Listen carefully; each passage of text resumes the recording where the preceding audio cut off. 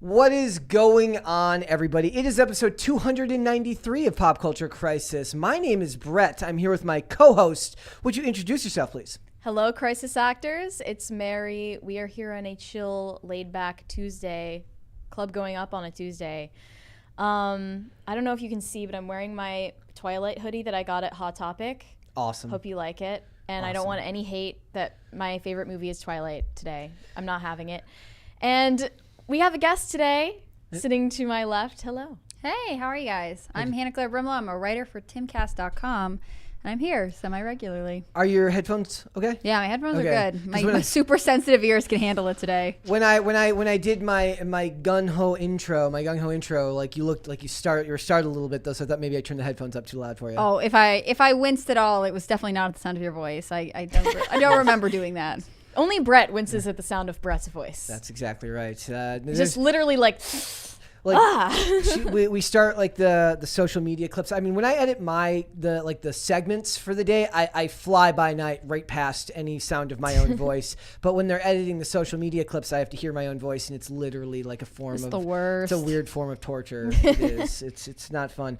We got a bunch of stuff to talk about today. James Gunn came out with his announcement for the new slate of DCU movies. Hannah Claire will be excited because they're not reboots. Well, I guess they are kind of reboots. No, actually, a lot of them aren't. Can't reboots. Escape the reboot culture. Like just the worst. The main players are kind of reincarnations of the characters, but a lot of the other stuff is brand new. So we're going to talk about that. We're going to go through the video little by little that he posted on Twitter. So we will discuss that. We're going to talk about this poor streamer who he got caught, ladies and gentlemen. He got caught watching naughty stuff on the internet. That's not good. And he gave an apology for watching deepfake corn, right? Corn? Yes, deep-faked corn of other streamers on the platform. It's just watch those tabs, my friends. He's just making sure he wasn't in them. I don't know what we're talking about. That's what it was. So we're going to talk about that. We're going to talk about this article in which this journalist says the problem with Velma is that it doesn't go far enough, because that's what everyone should take away from their interpretation of this show. Doesn't that sound 110% accurate? So we will discuss that, and we're also going to talk about the fact that people think that Mr. Beast is the Antichrist.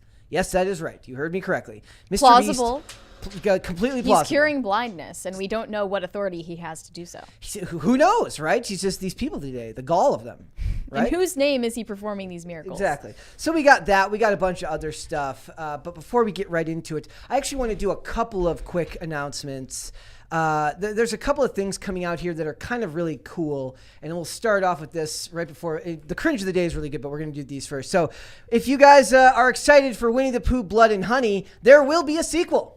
There's did you see this already? Yes, there's going to be a sequel. We haven't even seen the audience reception to the first one, and I am excited for it. As we know, sequel culture doesn't need you to like the first one. They've already got 7 planned out. Yes, so it says They released a statement on their Twitter. It says, more blood, more honey. And I love that. If there's any exception to our dislike for endless sequels, it's got to be this. It's got to be this, because I know I'm going to like it already. We already have bought our tickets. We're going to review it. When does it come out? It's going to be great. I think it was like February 17th? In middle of the month. Maybe I'm wrong. But yeah, then next day we're seeing Ant-Man Quantumania and reviewing that as well. So it's going to be a busy time. So not just that. So with every bit of good news, you need a little bad news as well. A lot of people have read this already, but there is going to be a Tomb Raider TV series, but unfortunately Phoebe Waller-Bridge will be involved. So. Okay. No. Okay. Why is this a problem? I'm just not a fan of her work. I don't like the feminist narratives that get woven into her material. I didn't like No Time to Die. I'm not a fan of her work. Yeah, I'm only confused because I wanted to see No Time to Die and then didn't. Yeah. No Time to Die is one of the rare examples of a time where I liked it the first time I saw it and I disliked it more. Usually I like a movie a little bit at the beginning and I like it more if you can get me to watch it. If you convince yourself that it wasn't that bad later on. Yeah. So this one, I don't think I've ever seen her in anything but she's from Fleabag. Is that yes. what it's called? Yeah. I've seen clips of that and it seems like it could be okay. But it's not too I've just no Tomb Raider for her. It's a problem. Well, how do we know it's her and not the script? It's she's a scriptwriter. She's a scriptwriter. She's known for rewrites on scripts. They brought her in to do a script rewrite for But she's not the only person writing, right? Most likely no, but if she's showrunner, she'll have final say over everything that gets done. So just something to keep in mind, that when they do it, and we know for a fact it's whoever they cast isn't going to look like Angelina Jolie. That's the most important part. She cast herself. When I picture these things, I picture like 10 different people writing a show. A writer's room will be like 6 to 8 people. Yeah, I think it's not that she would be writing it alone, but Brett's right. Like if she's showrunner, at the end of the day, it's her call. And at that point, everyone in the room knows if you want your idea to make it, you have to appeal to this one person. Yeah, and she has a particular narrative that I just don't see necessary here. Also, there's some good news, some more good news. There's a comic writer out there with a new comic book. This was highlighted on Bleeding Fool today. So it says, Arizona PBS interviewed Absalon White Jr. He's a writer originally from Michigan who'd spoken about last year on Bounding into Comics. On Bleeding Fool. And this is really cool. So it says, this is a quote from him, and he's got a superhero series called Instant. And he has a very good, amazingly novel marketing ploy where he's not marketing to one specific group, but rather to everyone. Isn't that a crazy idea? When you sent me this, I was like, the fact that this even needs to be clarified, that he's not just selling this to other Black people is very disheartening. But it's amazing that like this is like what it takes to like be recognized as like rational these days, which is just a rational take, but it's so rare. So he's it says, also very young. Yeah. So it says there are not many superheroes in the comic book world who are Black. Absalon White Jr. is aiming to change that. He has created comic books that feature Black superheroes. He says by creating these books, he hopes that Black children see themselves and feel good. Absalon says his books are not just for the Black community, but rather he wants everyone to enjoy them. He's only 22 years old, but this author and artist have already launched his own comic book universe. Very, very, very cool. Hopefully he sees a lot of success with something like this. You know, the idea of like marketing to everyone shouldn't be rare, but these days it feels like more and more it is. For me, it's the original content. Like, Creating creating your own universe with your own characters. Like that is actually a novel idea. Go for it. I can already see the people like saying that he should team up with like Young Rippa, but like Young Rippa's so culture war entrenched that if I was this kid, you know, prove yourself, do your own thing. So we've got that's funny too. Young Rippa, Eric July, and this kid are like making their own stuff, right? So they're doing the opposite of what Hollywood is doing right now, which is astroturfing a bunch of creators and doing race and gender swaps of characters. These guys are saying we don't need to do this. We can go out and make our own stuff, which is very, very, very good in current year. I'd like to see more of it. But now, Mary, we have cringe of the day. Would you like to tell everyone what this is? It's honestly less cringe and more just kind of endearing. Right? It's cringe. I mean, it's a little bit of both. This is a clip from Love Island, and you know I love trashy reality TV. It's her kryptonite. All right, let's play it. What's that? Like, where we're leaving the European Union.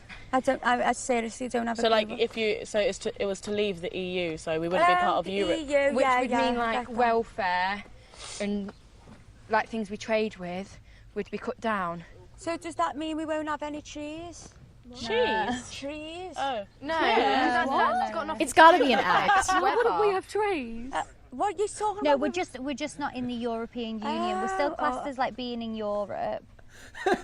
Doesn't it mean it would be harder to like go to like Spain and stuff? So it'd be harder to go on holidays? Yeah, I think so. Oh, I love my holidays. Yeah. They should give them. It's better than The View. It's better than The View. It actually is unironically better than The View. Yeah, there was, I don't know if it was this season or whatever, but there was an older Love Island clip where the girls are trying, like, I think it's a different batch of girls, but they all look the same to me. I honestly can't tell. Yeah. Trying to figure out if, like, what countries were part of Europe. Like, they'd be like, is Spain part of Europe? No, it's not, right? What about Portugal? Like, they just... And this is part of why I love Love Island. It's great. I love the lack of ego. There was one girl who, I think her name was like Zara something, and she was like a mid-season entry on Love Island, and then people freaked out because they realized that she had actually been like an intern or part of like an aide in British Parliament. Like, she seemed actually like she had this serious career path, and then she was like, and over here. That's why I'm thinking, like, is it all an act? Now we need like an American version on Real Housewives where they discuss Blexit. Yes. Yeah. No, that would go terribly. It would go really bad. All right, guys, we are going to get right into it. If you guys are ready, actually, I haven't even asked yet. Are you guys ready? Mary, are you ready to get right into it? I am ready. Hannah Claire. Let's do it. All right. Guys, before we get started, would you please like this video, leave comments on this video, subscribe to the channel if you have not done so already. It helps us greatly in the algorithm. So please do that. If you see the little bar down at the bottom and you're new here, right there, that is the crisis meter. Every time that someone sends a super chat, the crisis meter inches upwards. Once it gets to $100, we get to scare the crap out of Hannah Claire with a new crisis party from hell today. And I'm very excited about it. How do you feel about that? You think I would be used to it by now, but like I just never do. It's the big thing is like when the money shoots out and I'm trying to like defend my coffee. Yeah, you went with the old school coffee cup. This week's sound is actually worse than last. Oh my gosh. Well, I just hated having to describe to Carter which one it was last week because he was like, was it my voice or was it a different one? I was like, I think it was your voice. It included his voice, but not exclusively his voice. Sounded like a ghoul. It was Frankensteined into a bunch of other clips. So, all right, now that I've gotten permission to go ahead, we're gonna get right into it, guys. So, James Gunn has released his slate for the next round of DCU films, meaning his vision for the DCU is now apparent for everyone to see. So we have this video here. Should we just get right into it? Let's go. Let's just get right into it. All right, I want to react piece by piece. Yeah, we'll go little by little. Has been disconnected in film and television. Hey everybody, I'm James Gunn. I'm the co-CEO of DC Studios. So as many of you know, DC has been disconnected in film and television for a long time. And it's one of... Actual critique, I liked it better when it was disconnected. I don't need. I was gonna say I don't feel like it's not disconnected. What are we talking about? It's like woven into everyone. Everyone talks about this nonsense. The TV shows were all disconnected. What is he meaning by disconnected? Like it's operating in a parallel universe to modern culture, or like meaning like Gotham doesn't connect in any way to any of the Batman movies. Meaning, and for a long time, none of the DCU, none of the Arrowverse televisions connected. So to the no DCU. Continuity and storyline between the TV shows and the movies. They did later. Cool. So we want everything to be more integrated into the weird super. We want to imitate Marvel more, even though their plan isn't working so well. What I liked about 10 seconds of this video, there's already objections from the crowd. What I liked about it was that it wasn't connected to the larger universe. I thought that it gave them more room to be creative, but it just proved to never creativity. Creativity bad, Brett. It's apparently bad. No, maybe Marvel is all he knows, and he has to follow that model. Yeah. All right. So let's keep going. Lord. There is good stuff. Our jobs, mine and Peter's, is to come in and make sure the DCU is connected in film, television, gaming, and animation. That the characters are consistent, played by the same actors, and it works within one story. And if something is outside of that, like Matt Reeves' Batman or Todd Phillips' Joker or Teen Titans Go, that it is clearly labeled as DC Elseworlds, outside of the mainstream DCU continuity. Now, Peter and I that's a comic book terminology for stories that aren't connected to the main timeline. Well, I read this book when I was a teenager called Elsewhere, and it was about like what happens to you when you die. Yeah. So maybe he's trying to say those things are dead to him. That are coming He's not saying that. He's literally taking it from an actual comic book line. I like my interpretation better. Fair enough. Out over the next year. First, we have Shazam, Fury of the Gods. Shazam has always been off kind of in his own part of the saying DCU, crazy stuff about Pfizer. He connects very well. That moves directly He should into just the go Flash, scorched earth and be like, F you, Zachary Levi. Really love. That resets You're never the entire going to be in the DC DCU universe. again. That was actually a really important part here. So he says... resets the entire DC universe. Connects very well. That moves directly into The Flash, a fantastic movie that I really love. That resets the entire DC universe. That's a very big point there. So they're using Ezra Miller's Flash movie to reset the entire universe. Man. So theoretically, he's getting rid of himself by making this movie. They are betting on Ezra Miller. No, the idea here is that could reset it so he's not in any of the future ones. It's odd because they have already filmed and edited this movie. Obviously, it's been sitting shelved for a while now.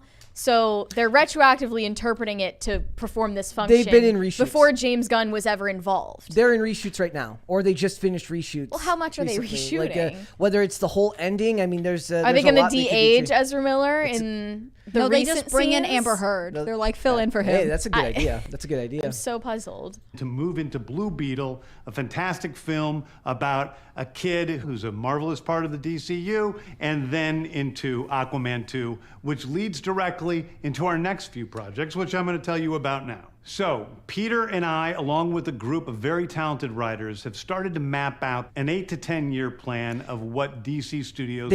I'm with Creative Juice. They should have called this DC The Great Reset. 8 to 10 year plan, 5-year contract. That's what, like, he's got a lot to do in a very short period of time. But this also, the contractual thing could be a point of, like, look, if he does really good in those first 5 years, he's got huge bargaining power for the next 5 years for the next renegotiated contract. Elected for a second term. Yeah. In film, television, and gaming. This first chapter is called Gods and Monsters. Now, what I'm about to tell you is not a part phases. of the... Not It's phases. different, guys. It's different. It's not Marvel. First chapter. The first project is Creature Commandos. Creature Commandos is an animated series. I've written all the episodes. Something we're going to do that's a little bit different at DC is we're going to have characters move into animation, out of animation, usually having the same actor play their voice as who plays them in live action. Don't like the usually part there. Like, it should be pretty set in stone there. DC was already doing this on the Arrowverse when they had Vixen. They had a couple of animated shows. They had an animated Constantine, and Matt Ryan, and I forget the actress who played Vixen. They moved from the animated series to the live action ones. Do you pay them less when it's animated? That's a good question. Because you don't have to like pay for the likeness, you're just paying for their voice. Yeah, I don't know if that would be in their contract. Like, they just have to do a certain amount of work, or if most likely. No, I bet that it's would be, like you make this much when you do live action. You make this much when you do. They would make voiceover. more live action. Yeah, of course. But then that means the studio has to pay them more. So this is a way of like keeping people on retainer without having to pay them as much. That he's saying usually, does that suggest they've already found their replacements for We'll see. every flagship character? Or they can't get everyone to sign the contract to agree to this kind of mega deal. Yep. The next project up is Waller. This is a story of Amanda Waller, played by Viola Davis. Viola Davis is going to team up with members of Team Peacemaker, and this is a story that's been created by Crystal Henry, who did Watchmen, and Jeremy Carver, who created the Doom Patrol. It is a fantastic story that's out of this world, and I can't... Sorry. He's gonna like introduce all these things, and every single one he's gonna be like, and it's it's such a good story. And this one, like, he has to sell one it. of these projects he needs to be like, I'm not as crazy about this one. We'll see what you think. I was hoping for that. I was hoping for that like would be more he realistic. needs to also assert his power. Like, he is the DC film czar, and this is his plan that he wrote. Is anybody watching this with like bated breath? They're like, oh my gosh, thank goodness. Yes, there are. I guarantee the big you. one, the true beginning of the DCU. This is called Superman Legacy. This is being written by me. I'm in the middle of it. I'm having a great time doing it. And Superman will be released into theaters July 11th, 2025. Okay, the next thing is a big premiere HBO television series called Lanterns. This is a story of a couple of Green Lanterns, John Stewart and Hal Jordan, and we have a few other Lanterns peppered in there, but this is really a terrestrial-based TV show, which is almost like True Detective. Lower budget. With a couple of... Lower budget. Terrestrial. Not going to take place in outer space. It's not going to be cosmic. It's going to take place right here on Earth. I'm not. Zaslav was like, "You're not doing it in space." I don't have the budget for that. So he's like, "You'll have to." He's like, "We already canceled a bunch of Green stuff." Lanterns who are space cops watching over Precinct Earth. In it, they discover a terrifying mystery that ties into our larger story of the DCU. Next is a big movie called The Authority. The Authority is a passion project of mine. It's based on the marvelous Wildstorm characters. He's like nerding we are now out. bringing Well, I mean, that's what it's you good want. to appear And that he interact is like with all of our enthusiastic primary about DCU his own. That's what you want. Yeah, The but Authority like, come are a on, group of team. superheroes who Even if think it's the world not is genuine. broken and they want to fix it by any means necessary. I think it's a very different look at superheroes. We're doing a television series called Paradise Lost. Paradise Lost is the story of Paradise Island, usually known as Themyscira, which is the birthplace of Wonder Woman. It's almost like Game of Thrones with Westeros, but with all of the inhabitants of Paradise Island. The introduction of the DCU's Batman is The Brave and the Bold. The Brave and the Bold is the story of Batman and his actual son, Damian Wayne. This is based on Grant Morrison's great comic book run. Damian Wayne is my favorite Robin. He's a little assassin who Batman tries to get in line, and so this is the story of the two of them and the beginning of sort of the Bat family in the DCU. They should have done that that story should have been done years ago. Damian Wayne should have been put on screen years and years ago. The other thing here is they're going to do Tom King. They're going to do Tom King's Supergirl. That is a horrible idea. You do not want to do that. You do not want to do that at all. Tom King is awful. And they're also going to be doing Swamp Thing, which will be an Elseworld story. I thought that was cool. So they tried to do Swamp Thing on DC when DC had their own like streaming service that got folded back Kim into Possible DC. On Disney Channel had a Swamp Thing episode. There you go. They're ripping him off. There you Can't go. believe He also this. had announcement for Booster Gold. Yep. And there was Booster Gold, and then there was also that they're going to continue Robert Pattinson as Batman for Batman Part 2. That's going to be October 2025. Yes, so very, very those are deep the only stuff. two that got I love dates. an emo Batman. Yep. Have fun. Yes. Oh, you love an emo Batman. Oh, sorry. I do not love an emo Batman. He just has to foil like the Chad Everyone square-jawed else Superman. Seemed to really like the Batman. Yeah. Aside I was from the you, Brett. Yeah, I didn't like it. I was the only one who didn't like it. So Wow. they have the So list different. here of all the stuff here. We also have, it says Peter Safran says that Ezra Miller is committed to their recovery and will discuss I almost their thought you were future going to as the say Flash. committed and then Just to a end- mental facility. Ended at that. It says where Also, they do feel we they're- think that Ezra Miller like agreed to the terms of recovery the way all of us understand recovery to be? Like he's like, oh yeah, I'll get better, meaning worse Temporarily, into what we're doing. No, like I think what he's like, yeah, no, I'll get better, aka worse. Like Yeah. I'll push the envelope even harder. I'll be more out of the. I don't know. I just So- don't trust Ezra. Like if Ezra Miller told you something, you should probably not trust it. I You're don't just gonna understand why you see- would bank a multi-million-dollar movie franchise on this guy. Some of the scenes of the Flash, his pupils are going to be a much different size than in other scenes, and that's just something you'll have to accept. There's also some amazing cope here where it says James Gunn says they didn't fire Henry Cavill. Henry Cavill was never cast. Well, then you can blame The Rock for that. This is a semantic argument. It is. He was definitely led to believe that there was another, like, Man of Steel. Also, like he had been Superman, so Yeah. if you then stopped having him be Superman, like you're effectively firing him. And had a yes? cameo in Black Adam. It's just a bait and switch, like usual. It is also really funny that they're going to keep working with Christina Hodson, who wrote Birds of Prey. And as with all things in Hollywood, you don't fail downwards. Right. You And I always- saw people like reposting like scenes they liked from Birds of Prey even as early as today. Yeah. Because this announcement was coming up, and I was like, do we want a repeat of this Nobody total actually- failure?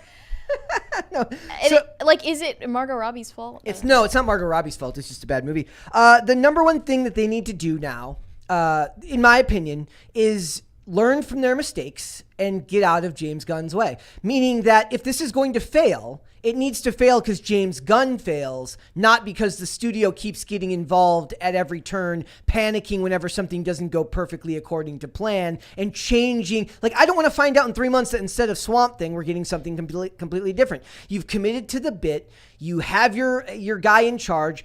You cannot just start making changes after these types of announcements have been made because it will make you look disorganized. Do you think that's why he did this? Like he puts out this video to be like on record. That's my Like, hope. He might as well have held up a newspaper with the day's date. Yeah, Been like this is what we're doing, and that way when the studio comes out, Yeah. everyone's mad at the studio and not at James Gunn. From the chat, one person said James Gunn has never heard of the under promise then exceed expectations advice. Very true. Well- and another person said Gunn just mentioned keeping the same actors.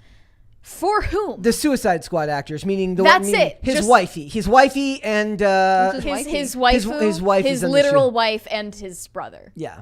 Well, his brother was on Gilmore Girls, so I'm all for him working. His That's great. wife was on Peacemaker and in the Suicide Squad movie. So Thoughts on Waller? We were talking about it before, just in theory, and we were like, is it the time for a political thriller? I would have rather seen it later on, like after the Batman and the Superman movies were announced. Or I really don't like she'll be a lot older by then, though. that they're attempting to just imitate the structure of Marvel. the MCU. In like what you said, what you guys were both saying about instead of over promising, what the best thing they can do now is shut up and just make the stuff. No, Don't they be can't shut talking up, about Brett. it No. 24/7. Like for all Marvel talks about, it's not like they're sitting out here announcing maybe this will get made or maybe this will get made. They just they give you their phases and then the stuff eventually comes out. And they let the shill media be the ones to prop it up as they go.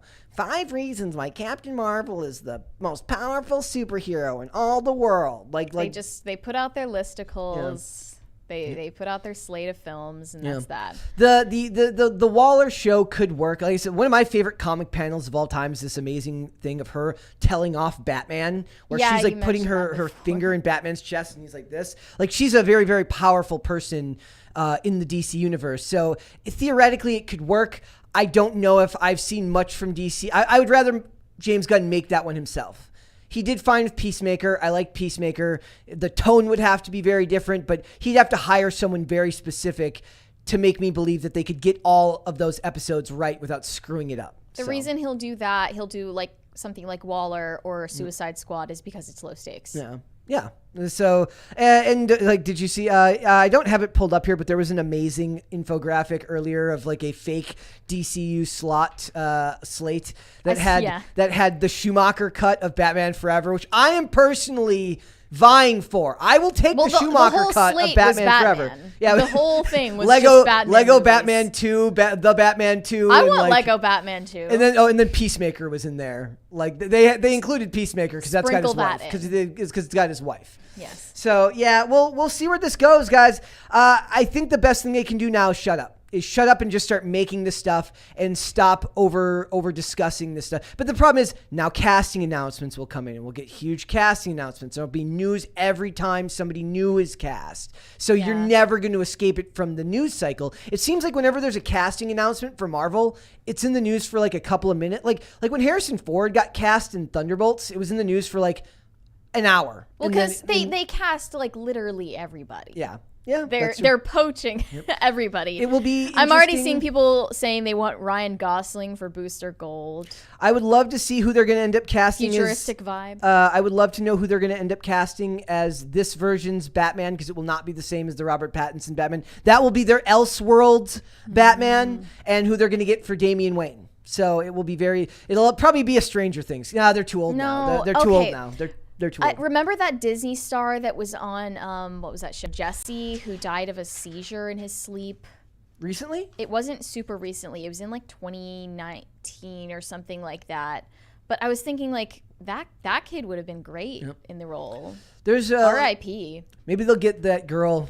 They'll make it. What's a girl's version of Damien? They'll get that girl from Firestarter that got the Razzie announcement, that got the Razzie nomination. They can get her. What was her name? Well, it was like Ryan. It was like something. It's like Ryan Kira, right? Ryan Kira Armstrong. There we go. What was she in that got the Razzie? Firestarter. It's a Stephen King. Firestarter. Yeah. Okay. So she was in American Horror Story. So. Okay. Let's go to Super Chats. Let's go. Yeah. Porco Rosso Forever said, Brett, you were crediting me with the AI videos yesterday, but those were made by Potatoes for Seamus. Did I? Well, thank you, Potatoes for Seamus. I don't know. I don't remember. Okay. All right. Porco Rosso said, all in all, I'm just happy to be alive and listening to my favorite podcast on this wonderful Thursday. Oh, God, there's the gaslighting again. I also love, like, all in all, I'm just happy to be alive is kind of like the individual version of, like, I just hope both teams have fun. I'm here for it. And he also said, shout out to my boy, Gross John. If you want to see Mary save the world, look up PCC Greatest Hits Volume 2 on YouTube. Okay. Was that in the meme review? Also, guys, I do apologize. Like, I was so distracted yesterday. I didn't give I didn't do a lot of, like, shout outs to who made the memes. So that was on my Hopefully that was my their mistake. screen names were visible. Sorry about that, guys. Sketch Therapy said, have a fast and furious day, Hannah. It's about family. Any updates? I haven't watched the next one, but I will. You'll see. You'll get there. Maybe I'll just stick to this thing where I don't watch it for a while and then I watch 2 at once. Get it over with all in increments. Oh, man. Yep. Just I've heard that the next one is the best one, but I've been hearing this for months now. That 7 is the best one? Or just whatever is next on my list. Or is 6 the next one you have to watch? I think I'm on 6 now. Okay. 7 I hope I'm on favorite. 6. Oh, man. Thank you. Oh, this one is horrible.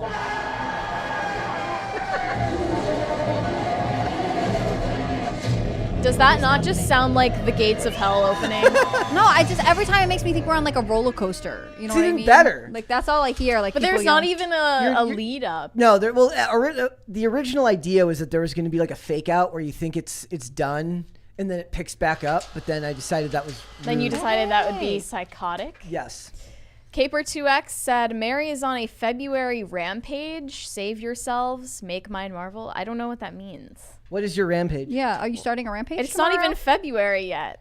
That's tomorrow. Yeah. Okay. X said, I don't know directors by name like that, but I went with the nipples one. Well, yes, everyone loves Joel Schumacher Batman. Are you kidding me? Batnips. Look, like me and Vera Dark are the only people in the world that stand Batman Forever all the time. I love that movie. I will take that one over the Clooney one any day of the week. And I love Jim Carrey as the Riddler in that. It's over the top. It's ridiculous. It's stupid. And it's awesome. Well, that's what Jim Carrey is. That's what it's supposed to be. Theoden, King of Broan, said, let's be honest, what we all really want is the 1966 Batman extended universe. Hashtag Bat Ladder. Let's close out the polling, guys. What's the Bat Ladder? Let's close out the polling and see what people say here. We have finished this episode's poll since it was part of topic number 1. Let's see what people would prefer. All right, here we go. So with 33%, the universe most people want is a Nolan-verse with closed captioning for that awful Christopher Nolan sound mixing. That was. Do you agree with this result? Me? I want to go with the Schumacher verse. I just want campy Schumacher Batman back. I'm just being contrarian. And then we've got 29% for the Snyderverse, 23% for the Schumacher verse. Considering that was a joke, that's pretty good. And then the Gunniverse got 13%. That was the James Gunn version. And who understands? That's the verse you got. That's about Gunna. Yeah, I wanted in my alternate reality. It was the YSL rapper. That's his version of DC Comics. So. There it is. R.S. Degurchaff said, not a fan of constant reboots for MCU or DCU. However, I do like other directors and actors being given a chance just to see who can do it better. Well, there you go.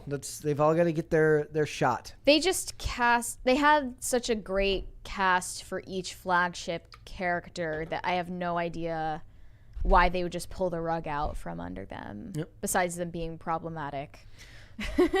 Marcos said, I'm just helping to scare Hannah Claire. Yes, there we go. I appreciate it. You works, guys change the sound every week now? Brett does it. I'm not taking responsibility for this. I come up to the office on a Saturday like this and I go, cool. What am I going to do? How am I going to Andy, guys, you can send sound effect suggestions to my Twitter. At Brett Dasovic on Twitter, if you have a movie clip or a horrific sound effect that you would like me to somehow find, okay, not horrific, but a way that I can incorporate it into next week's Crisis Party, just go ahead and send your suggestions there. I think you should just do like the sound that dolphins make. They use that to torture the people at Waco. Like, it'd be hilarious. You just get like the eking sound that dolphins make and the lights. It'd be crazy. Let's go.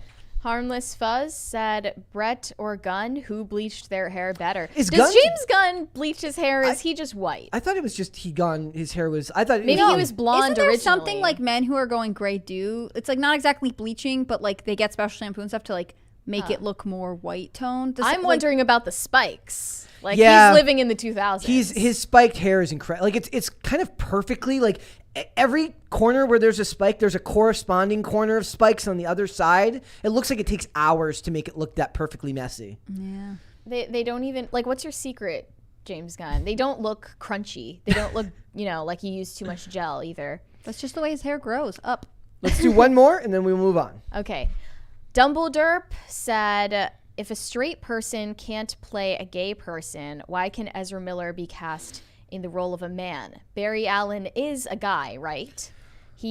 Not they. That is all. Well, actually, just yesterday I was reading an article about how everyone is changing their mind about that rule now because of Nick Offerman's performance in the latest episode of The Last of Us. They're saying, we were wrong. You can cast straight people. It's acting. How did we not know this before? He did a fantastic job as a gay man in the middle of the apocalypse. Like, I guess straight people can play gay actors, as if that hasn't been happening for decades and decades.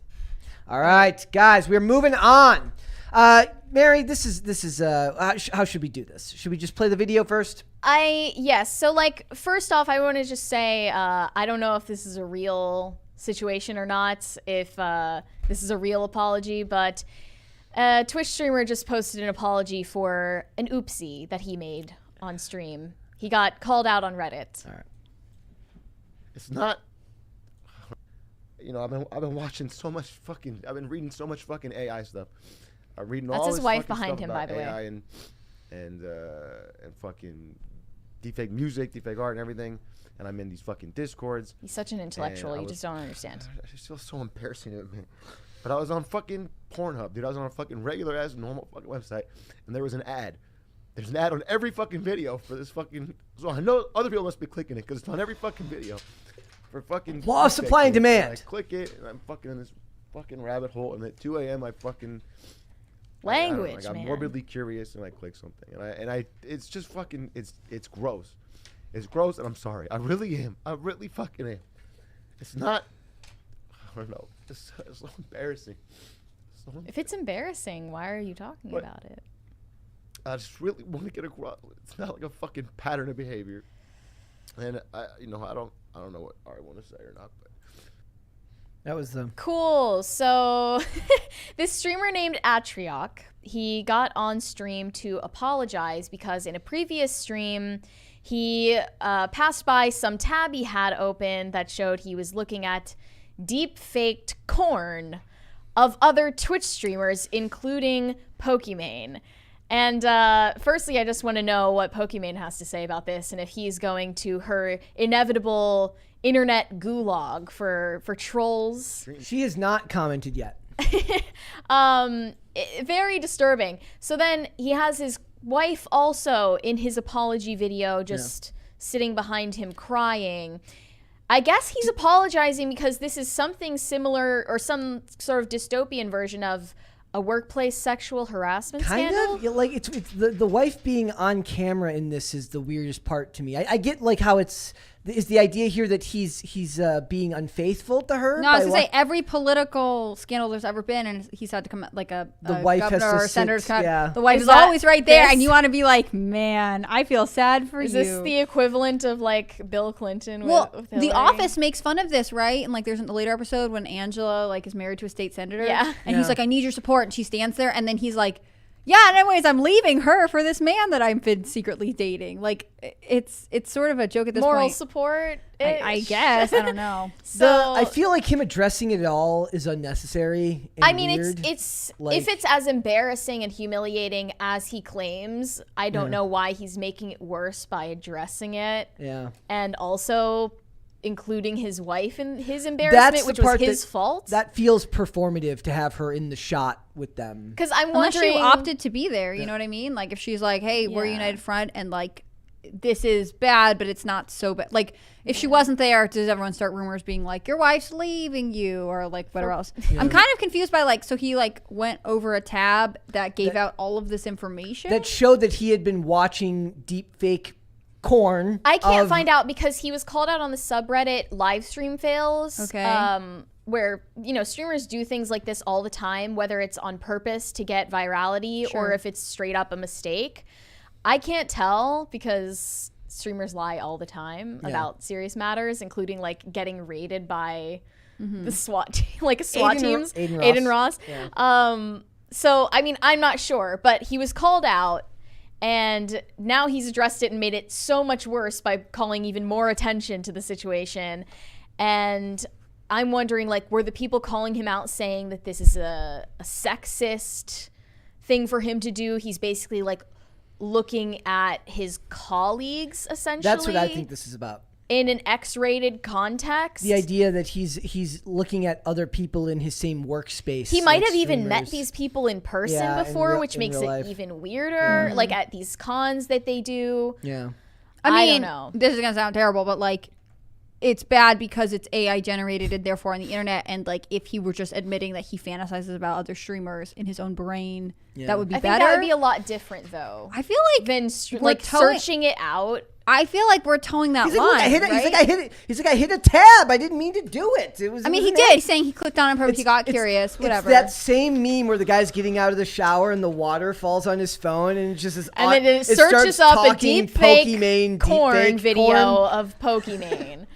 I think it's really unnerving that there are these deepfakes of online personalities because it can happen to anyone. And I remember Selena Gomez she like waged some lawsuit over this because she found that she herself was deep faked into porn, and it was very disturbing Japan for her. just like it's been going on for a couple of years, but they Japan just ruled that these sex dolls that people are trying to import into the country, there's like now new regulation about what kinds can be imported because they won't allow sex dolls that look like celebrities. Like if they have a likeness to a famous person, they won't allow them. Also minors, they had to specifically spell out. There was a Vice thing about that, right? I wrote about it in December when they were talking about it. But like it's interesting because like to me, is it that this guy clicked on this thing and he's so terrible for looking at it? Like, yeah, it's icky. Like, I don't really like it.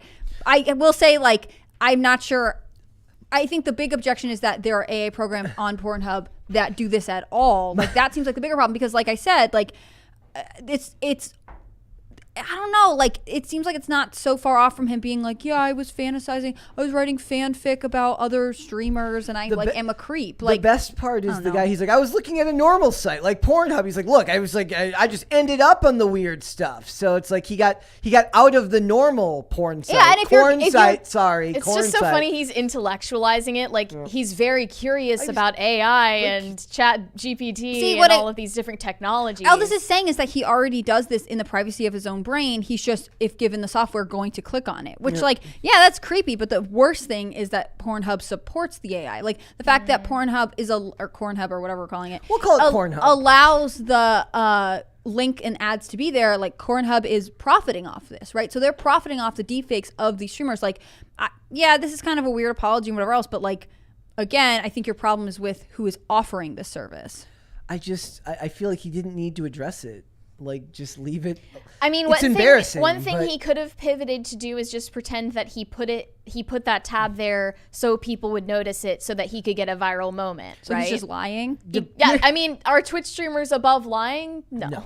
But then, how do you know this isn't a lie? Like, how do I know the apology isn't a lie? No, I do feel for the women in this. The wife space. in the clip. Not even I'm like I would feel bad for the female streamers. That's what I'm talking about. I feel bad. So Cutie Cinderella says, I want to scream, stop, everybody effing stop spreading it, stop advertising it, stop. Yeah. Being seen naked against your will should not be a part of this job. Especially when it's fake. You know what I mean? Thank you to all the male internet journalists reporting on this issue, effing losers. And then Sweet Anita, is Sweet Anita the one with Tourette's? I can't remember which one that is.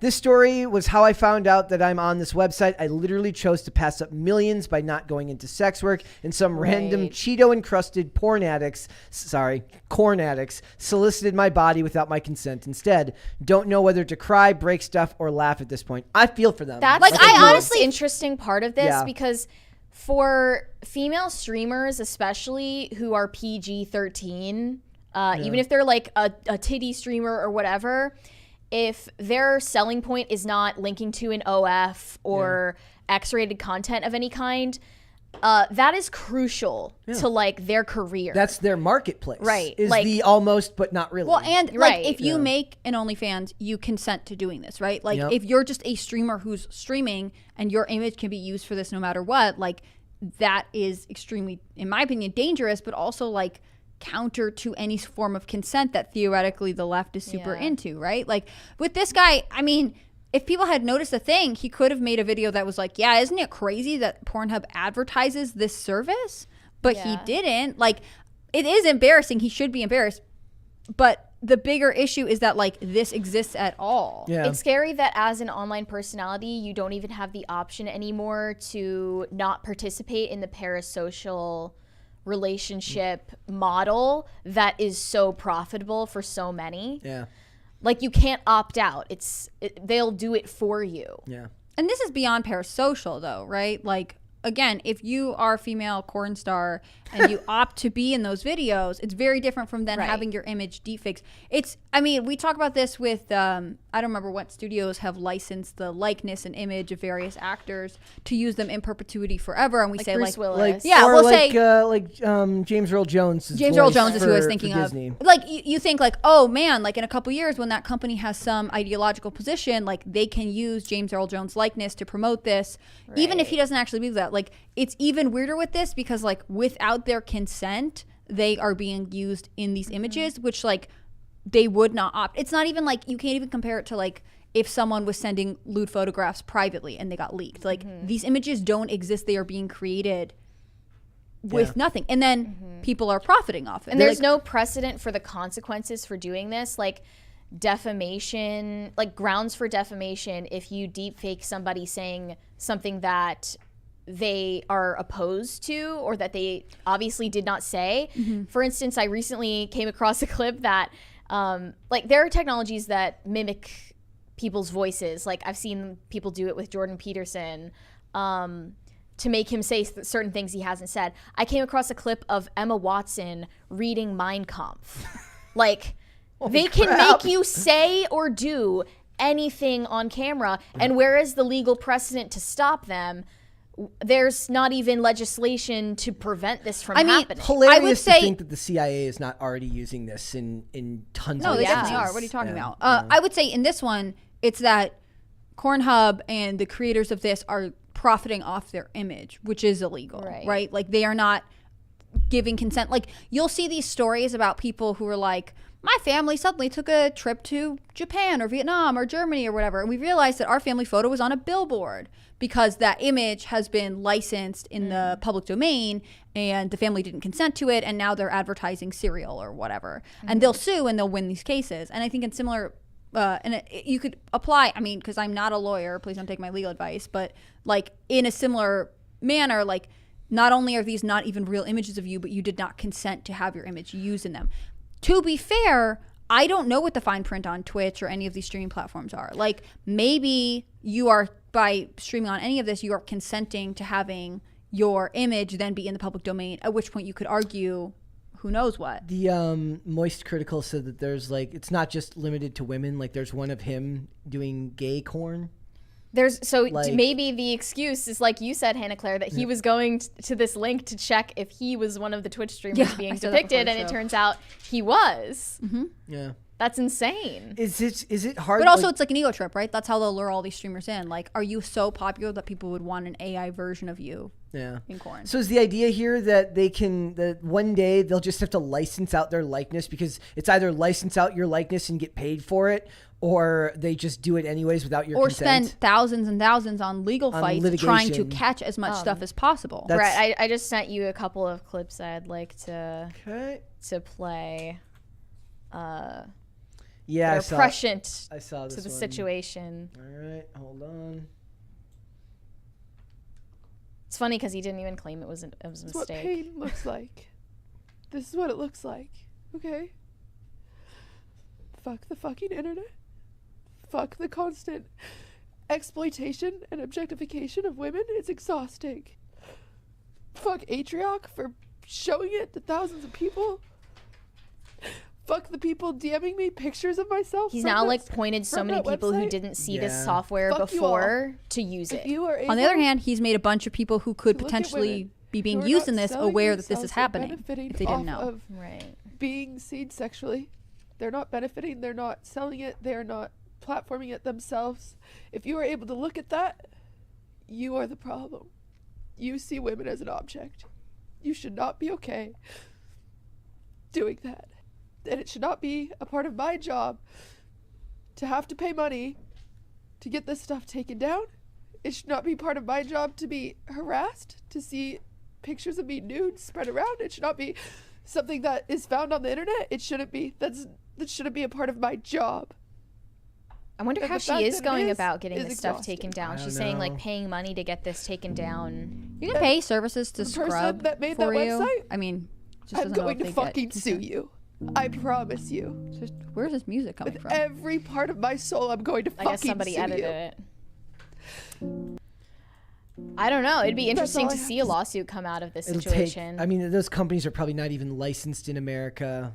Like, I mean, they can file class if they get enough of these people. Yeah, they can file a class action lawsuit against them for damages. And the idea that they couldn't do it, it takes time. And at that point, like the internet is forever. The screenshots, everything else, like it doesn't really stop it. It just stops. I just sent you other clips from Atrioc's streams that are quite. When you guys initially told me about the story, I thought he like watched this stuff on his stream. No, and that I was like, that's terrible. Sure. Yeah, for sure. I mean, I get her point. Like, yeah, he's driven a lot of people to it. On the other hand, like, did she know this was out here before this started happening? Yeah. There are other better ways to bring awareness to the problem than... I mean, he wasn't trying to bring awareness to it. He's just, like, responding to his own actions. On the other hand, like, she did learn about this. Because I was like, this motherfucker, he has one job as a streamer. Yeah. In any context ever. Your job is to not show information on stream. Mm-hmm. It's just your job. The funny part to me is that streamers consistently, like, don't talk in a self-destructing platform. Like, all of your jobs is the same thing. To broadcast your computer to 20,000 people.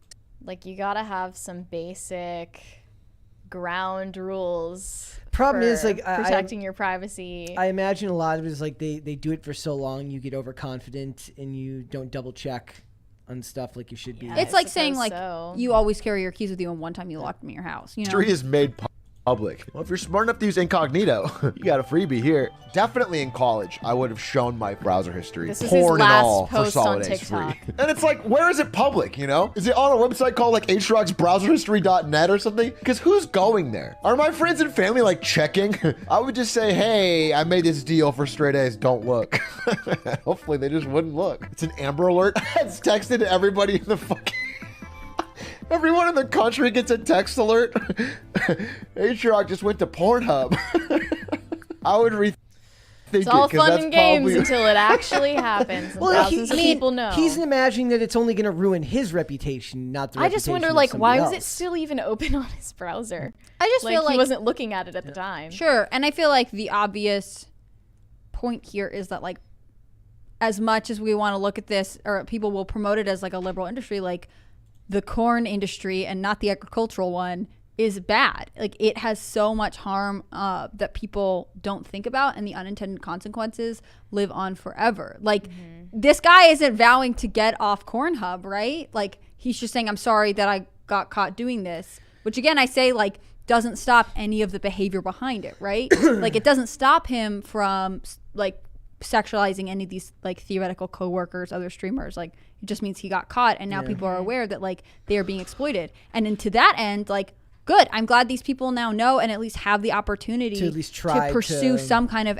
damages or action, right? Yeah. But, like, this isn't, Cornhub didn't apologize for making money off the service. He's saying it's an advertisement. They are profiting off of putting this out here. Like, this is like this thing where it's like, maybe get mad at him, but also get mad at, like, what the actual problem is. I can't believe there are some people responding like, I see nothing wrong with this. It's not illegal. Like, it's precisely not illegal because we haven't had to stumble upon a problem like this before. Also, like, if you don't see anything wrong with this, like, please seek counseling. Like, it's creepy. What's interesting is, like, because of the speed of the internet and how things move now, legislation never catches up. Of course. And like I said, like, even if we got legislation tomorrow that like made this bad, that was like, you can't just take someone's image and make it into a sexualized lewd image without their consent, especially when you're making money off of it and they have no opportunity to, right? If you're what if it became like an NFT thing? Yeah, but like, even if we got it tomorrow, anyone who screenshotted these videos still has them. We're not going to, like, scrub them from the internet. Like, damage is done. Yeah,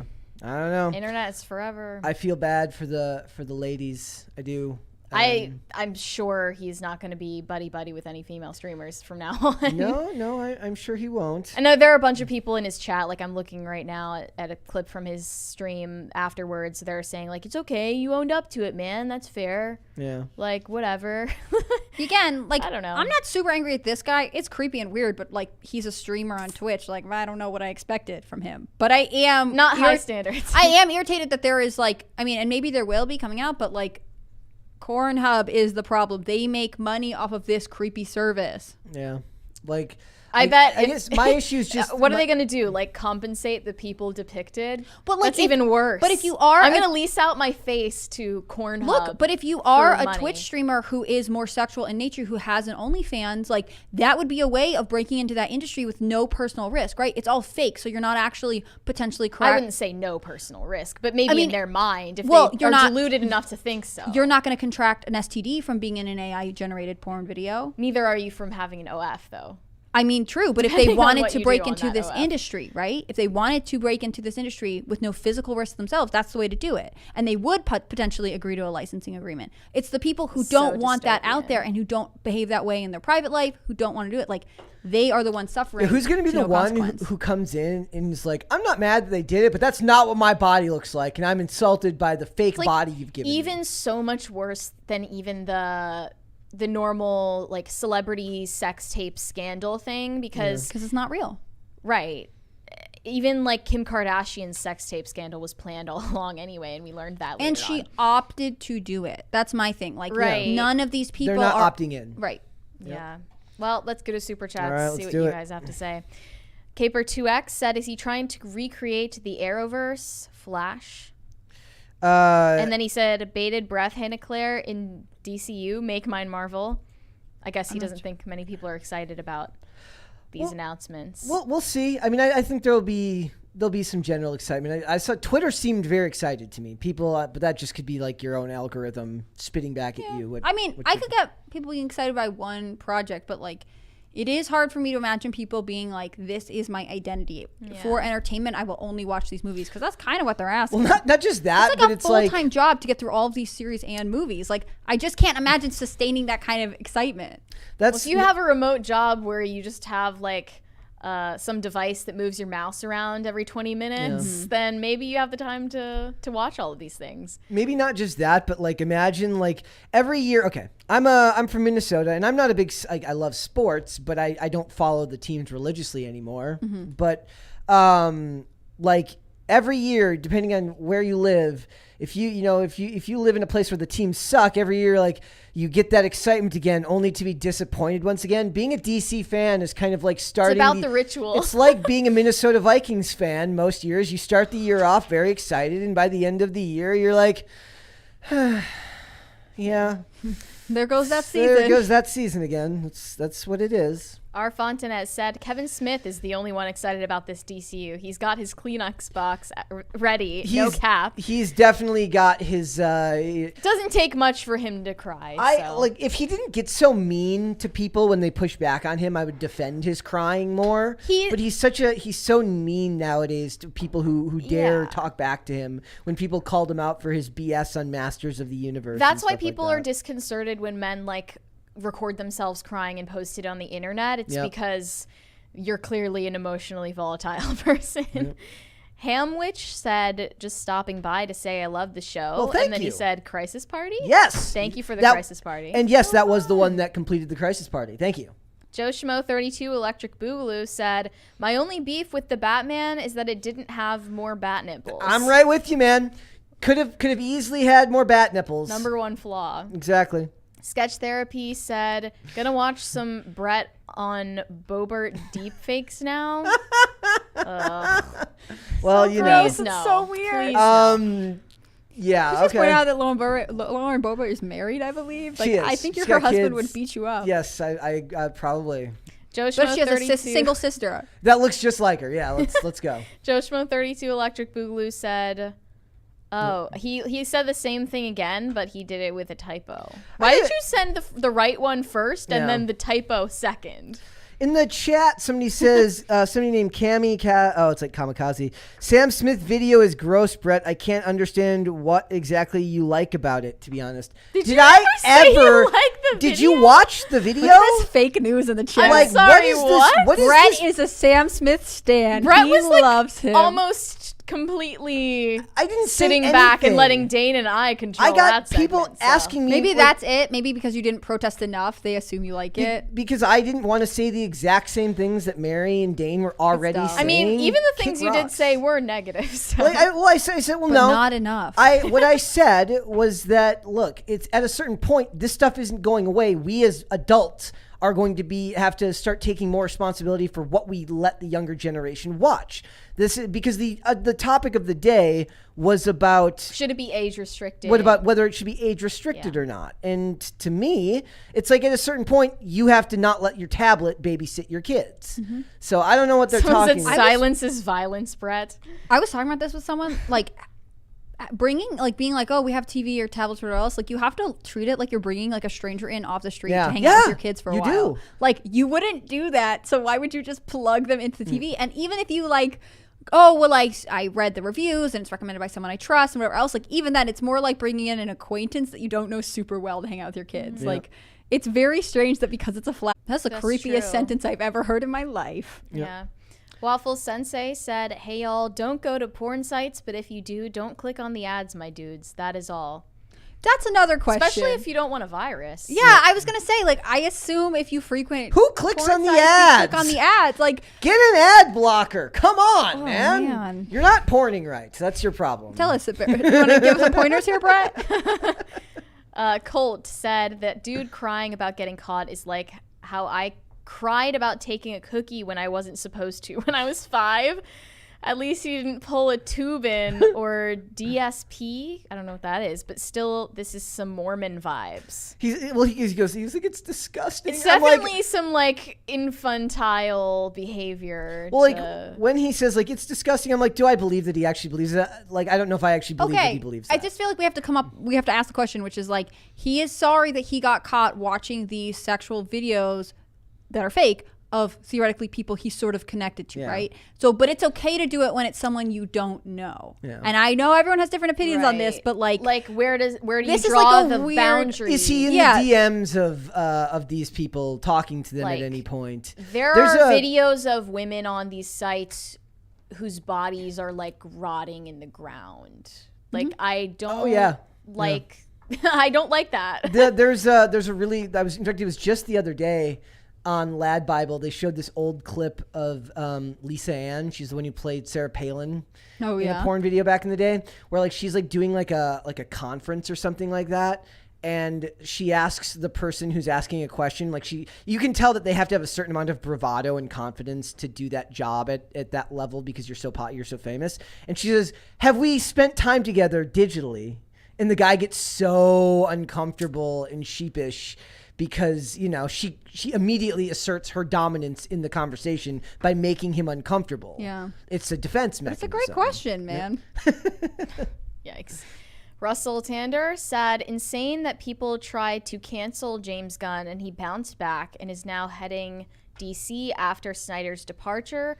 Also weird that Snyder gets called alt or far right for his movies, even though he is a liberal. Oh yeah, he's a liberal. He's just what you notice is he that must be so mad about that. Being called far right now, just like they called Taylor Sheridan far right, means that you put storytelling above political ideology. I didn't know people said that about Snyder, but I don't even think it's correct to say that they tried to cancel James Gunn. I think James Gunn was just fine. Yeah. Like, there was like people were mad at him, and then he bubbled up again very quickly. Like, cancel is stronger than that, I would assume, but I remember there being some outrage. PDF file related stuff is kind of what Hollywood gets the least mad at these days. So these days. Let's do one more and then we'll move on. Bobcat said he could have avoided all of this had he just avoided corn on the job. This is Tubin all over again. Yep. It is Tubin all over again, isn't it? All right. It's for the streamer world. We are moving on, guys. So, Velma is back in the news, this time from an article from Wired. There's the new punching bag of the internet. She's the new punching bag of the internet, but this article basically says that Velma did not go far enough in addressing sexuality. That's why the show sucks. Doesn't that make perfect sense to you guys? Yeah. Do you guys get tired of having talked about Velma? Not really. No. Like, so it can't be that bad then. I get tired of watching it. Talking about it is a different story. We've got another review coming this week as well. They called the funny thing is like it's scabbed over now. Like now it's like every episode I'm just kind of like yeah. Like I don't hate it any more than I hated it the episode before. It didn't get worse. It just maintained being as which is almost worse. Like I would have preferred it if they got more racist, more awful, more disturbing. I guess that's what this is saying. Like they should have gone farther. They should have gone farther. So this article says basically that they did diversity, but they didn't do it right because they did it in one tone because this show was written by children. Mental children. And they also said that it needed depth to Velma's sexuality. What I've learned more than anything is that these people don't understand that what they want is a genre, not a story. So take the way they talk about sexuality or gender identity or racism or diversity, the way they talk about these things, they talk about them with such fervor that it can't be done with nuance. It can't be done with subtlety. To them, it has to be in your face, the number one most important thing that's talked about, which means it needs to be its own genre. It needs to be something that they can watch and nobody else, people who actually like good stories, who aren't nuts, they wouldn't watch it, but they would. So maybe there's a market to be cornered here where you don't market this to normal people. You market it to race-obsessed, gender identity-obsessed weirdos. How are there enough of them to go round to make this show profitable even? I don't know if that's even possible. I don't know how that would have been approved. And another thing this article states is that Velma did colorblind casting despite it being an animated show. So that is why Velma and Daphne and Norville or Shaggy have all been race swapped. And why all of the white characters are mysteriously just bad people. Yeah, that is the farthest you can possibly get from colorblind casting. You race swapped them so that people would pay more attention to their race. Precisely that reason. And when it comes to Velma's sexual orientation, that's been getting twisted and used by weird, creepy Tumblr shippers for years and years now. I don't know why Velma became particularly part of their interest, but they wanted her to be a lesbian ever since Current Year happened. It's the opposite of race. It's the opposite of colorblind casting. It's race-focused casting. Somebody said in the chat, that's the best way to describe it. Also, there's another really funny quote in this where they literally... They prove their own arguments for the last 10 years wrong, just ever so slightly. So this is what the director, this is the showrunner, Chris Grandy, talking about this show. He says, Velma began 3 or 4 years ago when Kaling was invited to peruse the Warner Brothers catalog and unearthed a latent affinity with Velma.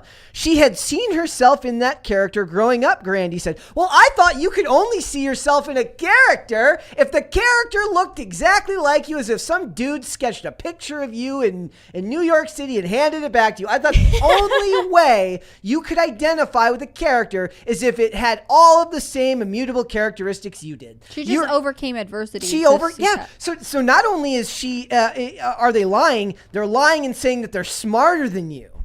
These people are awful. I hate the argument that Grandy gives that all the old Scooby-Doo content is still going to be there on HBO Max for you to watch and love. We're not taking away what you love, we're just adding to it. We're just adding our own take on it. Like, no, you're lying because the intent behind making an abomination like Velma is to replace that in the cultural consciousness about this franchise. Like, make that the only Velma recognized in the current day. I think when I hear about this character for the rest of my days, I will be thinking of this abomination of a TV show. Also, you can't go back unless you're Catwoman. You can't go backwards. You cannot go back to white Velma after this because then it's what, colonialism or it's whitewashing. It's whitewashing. You can't go back. It's hilarious that they also like self-inserted Mindy Kaling in other ways too. Like, not just by race swapping, but also, of course, she is the voice actress. She is the same stature as Mindy Kaling. But it was colorblind casting. But it was colorblind casting.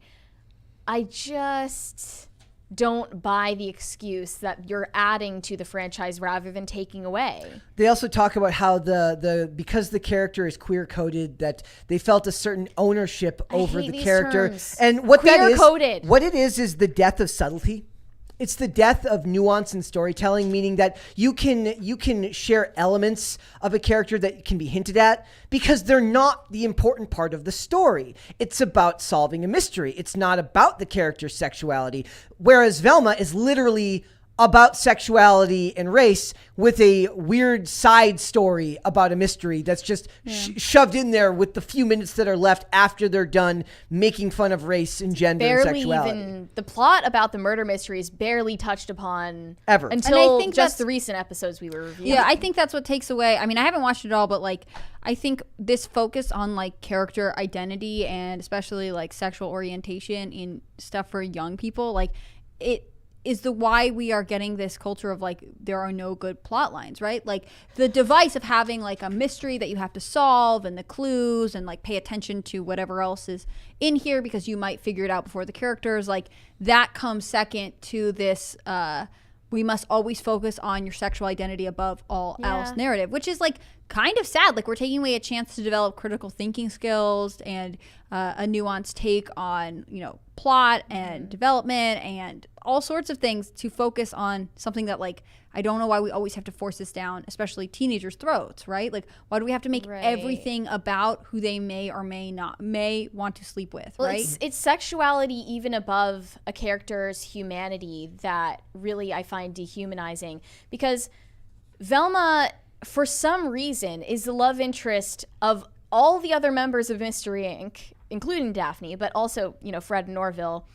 And it's completely inexplicable given the fact that she is a terrible person and is visually repulsive and forces other people to bend to her whims. And is this just like, you know, a sort of psychological slip from Mindy Kaling, right? Like she is saying like, I wish that as a teenager I could have been the center of attention and everyone would have been in love with me and I could have behaved however I wanted to. I mean, foil this with Kelly from The Office, who she's also famously played, right? Who is boy crazy, who's desperate for attention. You know, you laugh at her. She's not like evil or anything else, but like it's this same thing. At that point, when she was younger, Mindy Kaling is writing this character that maybe is more reflective of where she was emotionally. And now looking back, she's rewriting her own history to seem more desirable. Like, and I'll continue harping on this episode of The Last of Us, by the way, that was like, what I was going to bring up. Yeah. Also Brokeback Mountain. The lack of subtlety. What they did to Bill, I saw this in a tweet I wish I had pulled up right now.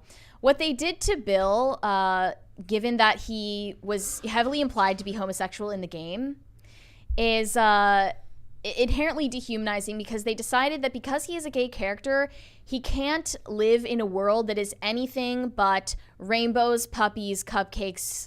Like everything is great all the time. They do them a disservice. You're even in a post-apocalyptic dystopia where you have no social interaction left. Everyone is dangerous. You're locked away from the world and you're surrounded by a mass grave, essentially.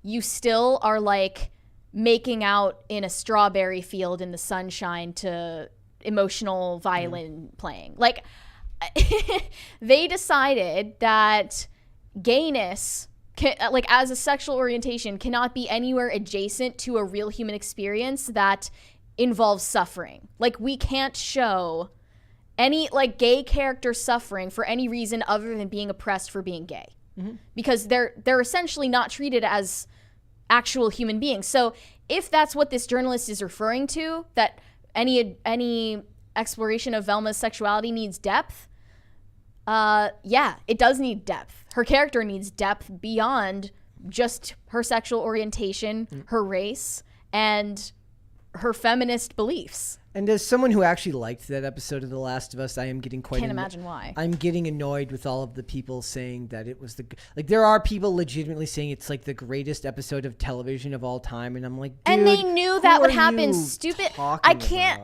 I seethe just thinking about Neil Druckmann scrolling through these delusional Twitter gays praise for him, patting himself on the back, thinking that he did something like, or the showrunners as well, like just thinking that they did something so groundbreaking, when in reality, this is what everyone who liked the game expected, because they just haven't been ritualistically humiliated enough with the second game. Yep. It's also like, is it weird that they aged up the content but aged down the characters? Of course it's weird. And they do it every episode. Look, exactly what you think it does. Every Velma episode harps on the sexualization of high school students. Why couldn't even they just make more them than the college last? Kids? Why couldn't they just make them college kids? It would have been just as easy weird to from the maker of Sex Lives Yeah. as College Girls, right? Why could they not make them college? Let's talk about that. Why did they have to be minors? But here's the other thing: they do it ambiguously, meaning they're literal. Their defense, I can guarantee you, would be like, well, they're all 18. They're seniors in high school. No, I wasn't 18 when I was a senior in high school. I was 17. The character of Velma is 16. I didn't hear that. Did they not address that? She is 16. If they said that, I don't remember them saying that. I thought they purposely kept it ambiguous. I don't know. Fact check this. I think they say it once, and then believe it's addressed that she is 16 and that therefore her classmates are also 16. That's even worse. And it's not even a joke that you might interpret as self-aware, making fun of adults who sexualize the kids who are completely not cognizant of it. No, they show the kids doing it. Yeah. The kids being the sexual aggressors toward adults in the show. I've also every single episode. It doesn't stop. It's been a theme throughout the whole series and no one's talking about it. Whose weird fantasy is that? That's what I want to ask. I've also been because I love a lot of the old, I love One Tree Hill. I love a lot of those shows, and they talk about those things in those shows, but it's usually on the backdrop of some type of moral lesson back then. About the danger of having premarital sex or things like that. It was couched in a lesson, and they certainly weren't showing you teen pregnancy. Everwood did all of those shows as much, but it's they weren't doing the type of stuff that you're seeing here. In One Tree Hill, what's her name? Sophia Bush's character is portrayed as basically kind of like a nymphomaniac, but they never show it on screen. She's just the high school girl who got started earlier than the rest of them, and it's still weird in a way. But it's we as a society have degraded so far from then, and there's such little in the way of moderation in this content from these creators because it just gets made anyways, and the studios don't seem to care. I don't know. Maybe the only saving grace of a movie like American Beauty is that they showed this supposed nymphomaniac character actually was faking it the whole time to seem cool to her friends. And in reality, she's an incredibly innocent child. Yeah. They addressed that in that movie. I hated that movie. Is the idea here that in some states, that the legal age of consent is 16, right? So is that their logic here? Well, also there's no logic to if this character is 16, what's to say you couldn't imagine them as 15 or 14? And they're doing this in relation to their own teachers and to police officers. Yeah. Inherently authority figures in society. It's a very weird recurring theme. I don't know why they're harping on it so strongly. And another thing I find funny about this whole situation is that there are a lot of SJWs who you would think would be the target audience for a show like this. If not hate watchers, it's them. They don't even like this show because it's offending them. Yeah, they're very mad about the sickle cell joke. Well, there are multiple jokes that they're mad about. But the sickle cell one is the most recent one that they complained about. It says... do you want to play it? Should we? I don't want to play the Okay, clip. well, this tweet posted a clip where they made this... supposedly harmful joke about sickle cell anemia. It said, sickle cell isn't some punchline to put in an HBO Max show. We are discriminated against in healthcare, which causes further harm to our physical and mental health. Ignorant jokes like this make it much harder for systemic changes to occur. Why? For better How? treatment of sickle cell patients. At Mindy Kaling, what might have started out as a harmless joke turned out to show a lack of empathy, compassion, and knowledge for sickle cell disease. It prevents others from learning what it truly is. It is a rare blood disorder affecting all races, predominantly African Americans. No joke in an HBO Max TV show is preventing changes in healthcare. I hate this type of language. Also, we could counter argue that by mentioning it, it prompted a lot of people to Google, what is that? Yeah. Therefore increasing awareness. Seriously, I hate this type of language where it's causing violence. Also, it's not doing anything of the sort. Right, and there's no winning, right? If it wasn't a sickle cell joke, it would be this high school isn't whatever it's supposed to be, and this doesn't do, there are some people who are just, they thrive off negativity, and they couch it as I'm an activist and I'm bringing awareness and I'm calling you out for not doing the right thing, but really they're just wanting to tear down whatever anyone else is doing. Not that I'm a fan of Velma, specifically because I haven't seen it, but it could have been anything, and they would have been like, from my position of righteous anger, I'm complaining to you about what you did wrong. There's like, it's all negativity. Strange air in Velma of an activist pedagogical like teaching material. Like they show Velma sinning as an activist and then learning better from her peers about how to be a better feminist. I hate the language that's unprovable. It's causing violence. What violence? Where's the violence? Also, like, violence could be anything. It doesn't have to be physical. Like, it doesn't make any sense. Even like Whoopi Goldberg today saying, do white people have to be hurt by the cops before anything gets done? And I was like, do these people have they never seen the video of Tony Timpa? No, Whoopi Goldberg doesn't have internet access. She's never seen but anything that goes against her worldview. They're just scumbags who lie. They're just liars. And Good point. Yeah. Right, let's go to Super Chats. Okay. X said some celebrities have trademarked their likeness, and they've also gotten insurance on like their legs and stuff. Like I imagine that at a certain point, like that's like in the future, it'll just be unavoidable to avoid to get away from this stuff. So they're just gonna have to try to stem the flow of the corn, sure, and at the what point, digital corn, the best they can. At what point do you have the right to trademark your likeness? At a certain point, like you have to be well known enough, like. At least people are sort of in the in-between open to vulnerability. It's why I think a lot of parents are smart to not put their kids on the internet. Grant Thompson said, it's not your body, it's your face. I don't care if someone made a deepfake of myself. I don't look like porn stars. This is foolish. I think your objection is foolish. Yeah. And if it happened to you, I think you'd have a change of tune. I think you'd freak out too. Would there be an inherent difference here between men and women, do you think?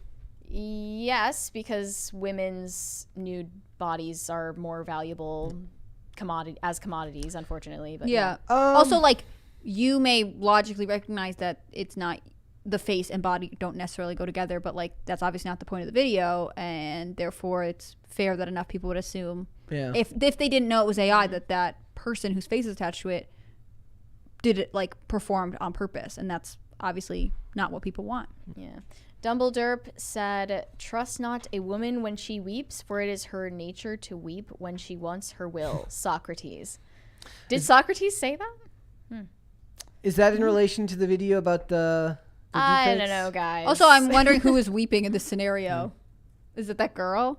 Yeah. Well, I think she has a good reason. Yeah. T-Bone said, welcome, Hannah Claire. It's so great to hear you on IRL. Will you be on again soon? Yeah, I'm on tonight and then for the rest of the week. And yeah, thanks so much. It's fun to be back.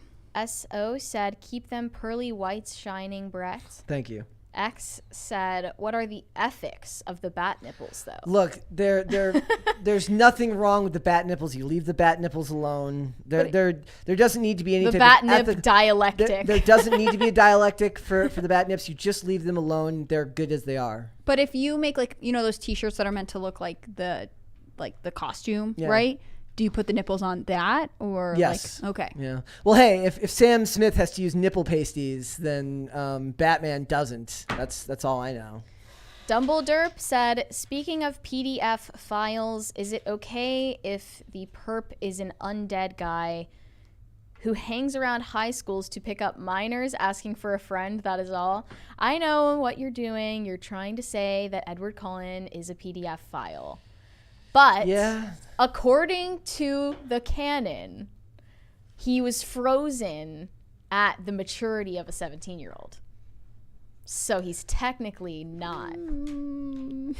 Well, but like if you were to say, per our Kanye argument, like when you get the age you get famous is the age you are forever. Oh, but you're not actually that age. Look, don't hold me accountable for this. It's a fake story, guys. They do this with superheroes and stories like that, where the character is like really old. Someone said big cope. where they're really old. The character's really old, but they mysteriously just look like a 32-year. You know what I mean? Like it's fine. I mean, even Superman is an alien having sex with a human being.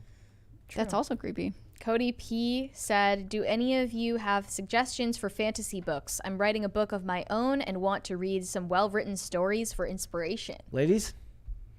I would say C.S. Lewis' Space Trilogy, but that's more sci-fi than fantasy. When you read it's both. Yeah, I don't really read a lot of fantasy, but you can always like read Greek myths or folktales from Scandinavia or Ireland, and that might be a good jumping off point. Dustin says Beauty and the Bestiality. That's there. That Disney. There you go, Disney. Now we got a bunch from Sketch Therapy. You can go through those. I guess it's a bunch this is a lot in a row. Okay. He said, Megan movie robot plus Mary deepfake is illegal if deepfake laws exist.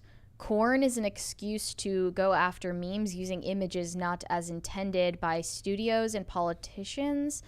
Giving the state censor power is never a good idea. The studios would sue the people sending you memes. Short-sightedness when making things illegal is bad. I love y'all. I don't love how state uses power. Okay. I mean, I don't think that legislation should be made hastily, if that's what you're saying. Do you remember when... also, I'm actually arguing for capitalism in this sense. I think we should stop consuming corn, not the agricultural type, and therefore drive down demand. Maybe both. Right? Like, I can't make an argument about the farms. Maybe corn syrup is bad, guys. But if you're against state government, you should be into upholding cultural values that don't rely on this industry, in my opinion, and you're free to think something else. Remember the Donald Trump and CNN WWE video where it's like it's Donald Trump hitting the CNN logo with a chair, and they tried to sue, right? Was that what it was? Well, and Paul Gosar got kicked off his committee for like sharing some similar video. Yeah. Yep. Mike Garland said it's blip. Okay. I don't know what this means. Potatoes for Seamus said, low energy Brett. Come on, man. Give us that energy. Look. Eat a potato. You're not drinking a Monster. You're drinking a Red Bull. Maybe it doesn't work as well. Yeah. Look, this is one of those things where if it's too high energy, then everyone says everyone talks over one another. They're like, breathe, Brett. Breathe. Like, I can't win. You can't win, I can't win. So do I have too high energy sometime? Do I have too low energy sometime? Is it because I'm not complaining enough? Lots of negativity. You got to get angrier. You got to yell. What I've learned is that people love the anger. I don't relish the anger. Like, I get angry about stuff, but it's not like I relish being angry or want to be upset. Sure. Just be like me and be generally unenthused. I can just like hear Brett as a dad being like, it's not that I want to get angry. I am just so frustrated. Bobcat said, Mary, it's more that women are more valuable in general, not just your bodies, which is why we must smash the matriarchy like it's that like button. Yeah, speaking of which, guys, could you please hit the like button on this video and subscribe to this channel if you have not done so already? That would help us greatly. Please do that. Theoden, King of Broan, said we can deepfake bat nipples on all the bat suits. We have the technology. Oh, like Steve Austin, $6 Million Man.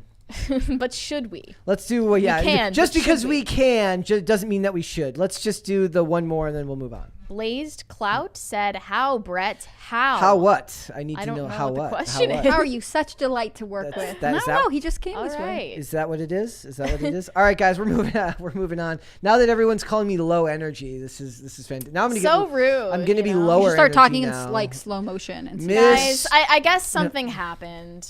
You know, Mr. Beast is being called Antichrist on Twitter for helping blind people regain their vision. That's actually something. Are we going to be like running defense for him in this segment? I don't know. I didn't get the script of what we're supposed to say. Yeah, what is our position supposed? What is our position supposed to be, Mary? Every YouTuber is a hyphenated activist now. Yep. And you have to pick your chosen philanthropy, like a frat house or sorority would. I believe that no activism is the highest form of activism. Blindness was my you can sororities. Be. Just for real? Totally That's seriously. Hilarious. Yeah. So Mr. Beast would have like collabed with your sorority to cure blindness. My sorority's probably like emailing him like, please come help us. No activism is the highest form of activism you can attain. Please, whatever you do, it is not enough to just not be an activist. It is your job as a human being to actively become an anti-activist. So Mr. Beast's recent philanthropic effort was to pay for 1,000 blind people to get a surgery to restore their vision, which is called phacoemulsification, I believe. And of course, people found a problem with this. He got backlash for this because people think he is just doing this for the clout. He's just doing this for profit. And they're worried about the circumstances. Like, are these people getting coerced into agreeing to these operations? I'm of two minds on this one. Because one, I do hate the videos where people go out in public and just like give stuff to homeless people because it's coercive. Like filming them? Because it's coercive. Because Right. you don't give them the opportunity to consent to what you're doing. Therefore, you're coercing a moment out of this person who's very clearly down on your luck. There are clearly way more steps involved in something like this. People have to sign up. They have to be invited to do something like this. They probably have to like And qualify for the surgery. at a certain point, isn't this kind of the point of capitalism, that he uses his financial wealth to both make money and make lives better, to make the lives of other people better? I mean, Like, I think that's also what like libertarians would say too, right? Like you don't want to rely on the state for support. You You rely on like private your community enterprise. and private enterprise, right? Yeah. Okay, so like we could set up a whole scale of like YouTubers or social media people like doing stuff to seem like they're giving back. So there are like, you know, the classic like filming you a homeless person while I bring you my leftovers or whatever. And that seems like grosser and You're more forcing of a play. someone to be Right. in your content. All of the people I in hate Mr. that Beast stuff. videos probably know, like, Yeah. he probably put out a call. Again, since it's an actual surgery and maybe they need to have certain conditions or be of certain health, like, I'm pretty sure it would be difficult to be coerced into this. You know what I mean? Like, you have to probably go through a lot of screenings. And then there was, like, the middle track for me, which is, like, if you're a YouTuber and you're like, we're going to knock on, like, 50 doors in a low-income neighborhood and tell everyone we're giving them $10,000 for Christmas, and you film them, maybe you blur the faces, maybe you don't, like, you're obviously trying to prove how nice you are, like, you know what I mean? Like, well, I think there's been a certain level of trust, I guess, broken between YouTube viewers, especially like of vlogs, and the YouTubers, because these scandals and scams have happened so many times, like more often than not, basically. Like even for David Dobrik, if he is giving somebody a car, they have to humiliate themselves or do something extremely painful for his amusement in order to earn it. So people are just skeptical immediately when maybe he could be doing something that's actually good. This is his tweet about it. He says, Twitter, rich people should help others with their money. Me, okay, I'll use my money to help people, and I promise to give away all my money before I die. Every single penny. Twitter, Mr. Beast bad.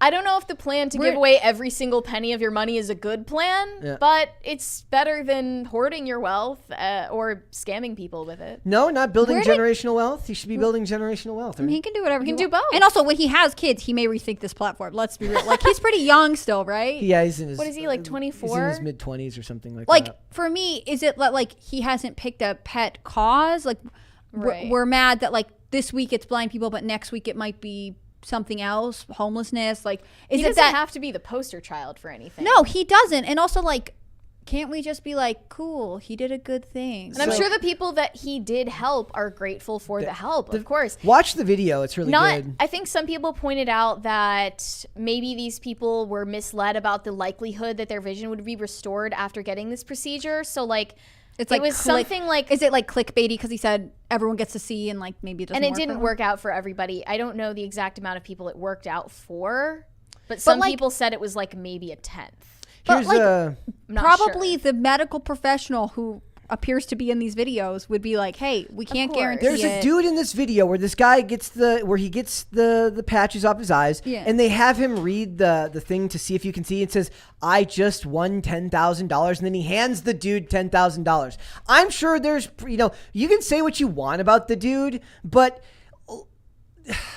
it would be worse if he went around to all of these patients and was like, I'm going to give you the amount of money you need to get this operation called blah, blah, blah. Yeah. So I'm going to just trust you with this money that you're going to use it for that. Yeah. Instead, he is directly funding them getting this operation if they so desire. What if you gave them the money, but they have no access to this kind, like if this is He a specialized facilitated the whole procedure, thing, right? yeah. Like that seems really cool that you would just be like, don't worry, I'm going to take care of it. And like, you don't have to wait a year and a half for this procedure. I don't know anything about it. Maybe there's not a wait list, but like, why it's again this thing where like people are fueled by negativity, and if anything he did in this scenario they would have been upset about. And I get that there are people who like sort of fake that they're doing good for the clout and for the views, but like in this case I don't know very much about Mr. Beast. I read one Rolling Stone article that was very interesting, and it just seems like he does what he's passionate about. And so like if next week it's like building a maze or whatever he's into, and this week it's helping someone, like that's fine. Why would that be bad? It seems like we want to find something wrong with everyone. Ultimately, I think it's that there is a huge culture of envy, especially that gets stoked worse on the internet, so that people just echo back at each other like he didn't use his money how he should have used it, when ultimately, you know, at the end of the day, it's his money and it's not yours. Yeah. You're not the one who gets to make the decision, and I doubt you would have used it in a wiser fashion than he did. Well, and like it's just constant, like you said, jealousy and negativity that gets into. Sorry, let's just it's wait hard for this to right pass. towards the end. You just get into this like cyclone of envy and negativity that doesn't let anyone celebrate a good thing happening. Nobody on the internet likes it when other people are successful, because everyone on the internet. I wouldn't say nobody. I'm being hyperbolic. There's a whole being hyperbolic. Cottage industry of good, like feel good news. And I will say, consume. I love a bunch of be inspired and all that stuff like that. Well, even this article, right? One person called him the Antichrist, right? Like. Here's the tweets. I think that's hard to be like, we do. The other part is like the secondary cycle of this is like the first reaction on Twitter, people getting upset, maybe some people being happy, and then like the media picks it up and it's like one person said he was the Antichrist, so apparently the entire internet is freaking out. Like it's a little hyperbolic. I don't think Mr. Beast is charismatic enough to plausibly. See, but I think he's actually so charismatic that he's found a way to make himself less charismatic, because people would be more suspicious if he was more charismatic. So he is charismatically hiding his charisma. He's charismatically hiding his Somebody charisma. let this guy live. You know what I mean? If Mr. Beast truly wanted to do something good and truly cares about disabled people, he wouldn't monetize their suffering and make them tap dance on video just so that he can slap it up on YouTube. He didn't make them tap dance. What is the tap dance part? It's literally just a video of people getting the surgery done and thanking him. And here's the tweet calling him the Antichrist. They said he is literally the Antichrist. He is performing our society's equivalent of miracles through these excessive acts of faux generosity, and is garnering everyone's undivided love and admiration in doing so. He will start subverting Christ's teachings next and preaching selfish action. But maybe Pfizer is the actual. I have to dial back to when wow, he did not personally cure blindness, and he did not claim to. He took them to a doctor, and I don't think that you are quite understanding. Maybe this is ironic. I don't think he's performing miracles himself, as he clearly it would be very different if he was like, I found a bunch of people and I gave them my potion and now they can all see. That's not what's happening either. Here's one that says, I have no clue who Mr. Beast is, so seeing a bunch of people call him the literal Antichrist for paying for 1,000 surgeries just this one guy? Is pretty weird, LOL. He went about it in the entirely scientific, explainable way. Twitter hating on Mr. Beast for literally paying for 1,000 people to see for the first time is crazy, and I'll never understand it. Bro just became Jesus Christ, and it's all, ooh, I just can't stand this fellow. He's so evil. It would be one thing if he brought them to pseudo-scientific health gurus that made them. This is my personal favorite. Because Jesus made someone see Mr. Beast should not fund any research towards curing blindness. Jesus otherwise, cured blindness he's sacrilegious by shoving mud in someone's eyes. Yeah, I don't think that's what Mr. Beast did. Also, are you saying that only people who are religious should have any interest in these blind? People would love it if the government did it for them. The people, I don't know. I think people are just mad that there is a rich white male who is successful, especially in this space, and is using his money at his own discretion. There was somebody on Twitter that's what they're mad earlier that said I want to tax people I want to tax rich people 98% of their income. You should take Bernie Sanders as the safe option. Basically threatening you, saying you should consider Bernie Sanders a gift because I want to tax you 98% of the time. And that's the mindset of these type of people. They would have no problem with the government coming in and doing 1,000 surgeries to cure blind people. They would be hailing the state as the ultimate entity, which they already do. So, and I think it goes back to more what you were saying earlier, and it's the most important part to me, is that it's just envy. It's a lot of Monday morning quarterbacking and envy from people who only have about enough in their lives to complain about it on Twitter, but not enough to actually do something about it. Also, they too could help people in need, right? I know I joked about it, but my sorority really was that was our thing. We help blind people. There are services that you can get on your phone, I don't remember what it's called, but like an app where like you just log in for the hour, and if anyone who is visually impaired needs help like doing something, they just basically FaceTime you and you help them with that. Like if you wanted to make a difference in someone's lives, if this was an area that you really cared about, like you don't need Mr. Beast's money to make a difference. It is amazing that he has the resources. About somebody else than it is to do it yourself. On his level, he has the resources to make this big of an impact and do this kind of help. But like, if you really like anyone who's complaining about this, like, is also not going to take the time to do anything to help someone who's affected by this kind of. Because they just want to complain and tear down somebody else's accomplishment Makes instead them of feel doing better. something themselves. There's one tweet though that I just found that does maybe convince me in the direction that he is the Antichrist. They said, "How can you hate Mr. Beast? He's done more for people than any of us ever will. The man is a saint. I'd rather follow Mr. Beast than Jesus." Okay. But that does kind of provide an argument in the direction that person's of not Antichrist. following Jesus anyways, probably, so it doesn't really matter. Right. They would follow Ronald McDonald before Jesus. Like, you know what I mean? It's irrelevant. He's done so much for society, man. Okay, we've got a few super chats. Yep. Caper2X said, "Listening to Hannah Claire makes me smarter." See, look at your philanthropic efforts. You're making people smarter. Oh my gosh, that's a compliment. Thank you so much. You're like our tutor.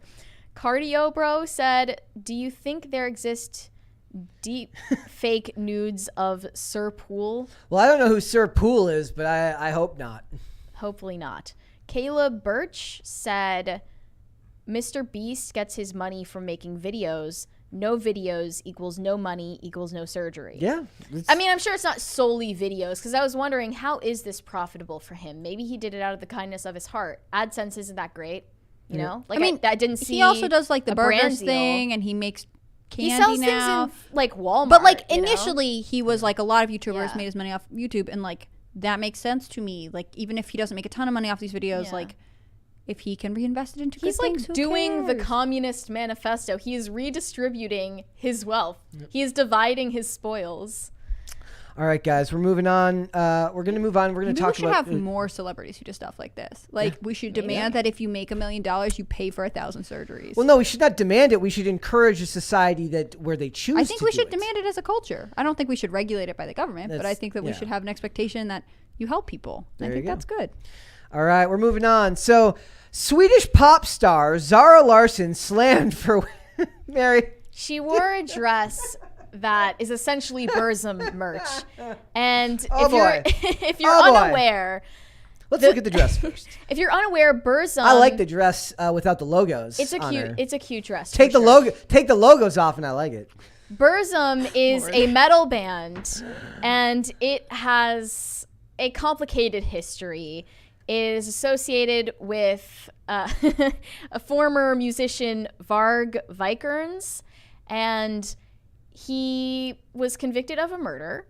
Okay, which is not what people are mad about here. They're mad because he was racist. People are actually mad that she wore this dress because he had extreme right-wing political views, including an open embrace of white supremacy and anti-Semitic beliefs. This reminds me of Peacemaker. When we were watching Peacemaker and we were reviewing Peacemaker, everyone's complaining about his dad, like who's like he's alt-right and he's a white supremacist, never pointing out that he literally raised his son to be like a ruthless murderer. But they don't have a problem with him raising his son into it's not his parenting that's the problem.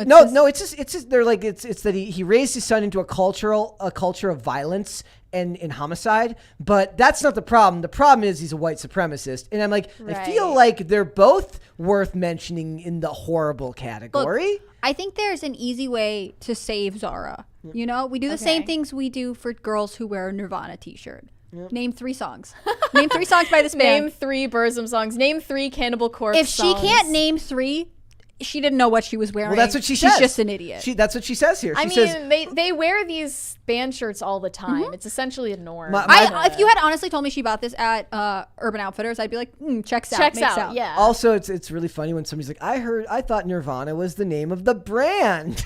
But okay, to be fair, I've seen a ton of ironic TikToks from Zoomers wearing Nirvana shirts where they do the put a finger down for every song you recognize from 90s. Yeah. And then Nirvana comes on and they don't put a finger down, and then everyone's like, how have you not heard of Nirvana? See, I like the ones where it's like moms running around after their like obviously 2 or 3 year old child who's wearing a Nirvana shirt that they bought them and is like, wow, name 3 songs.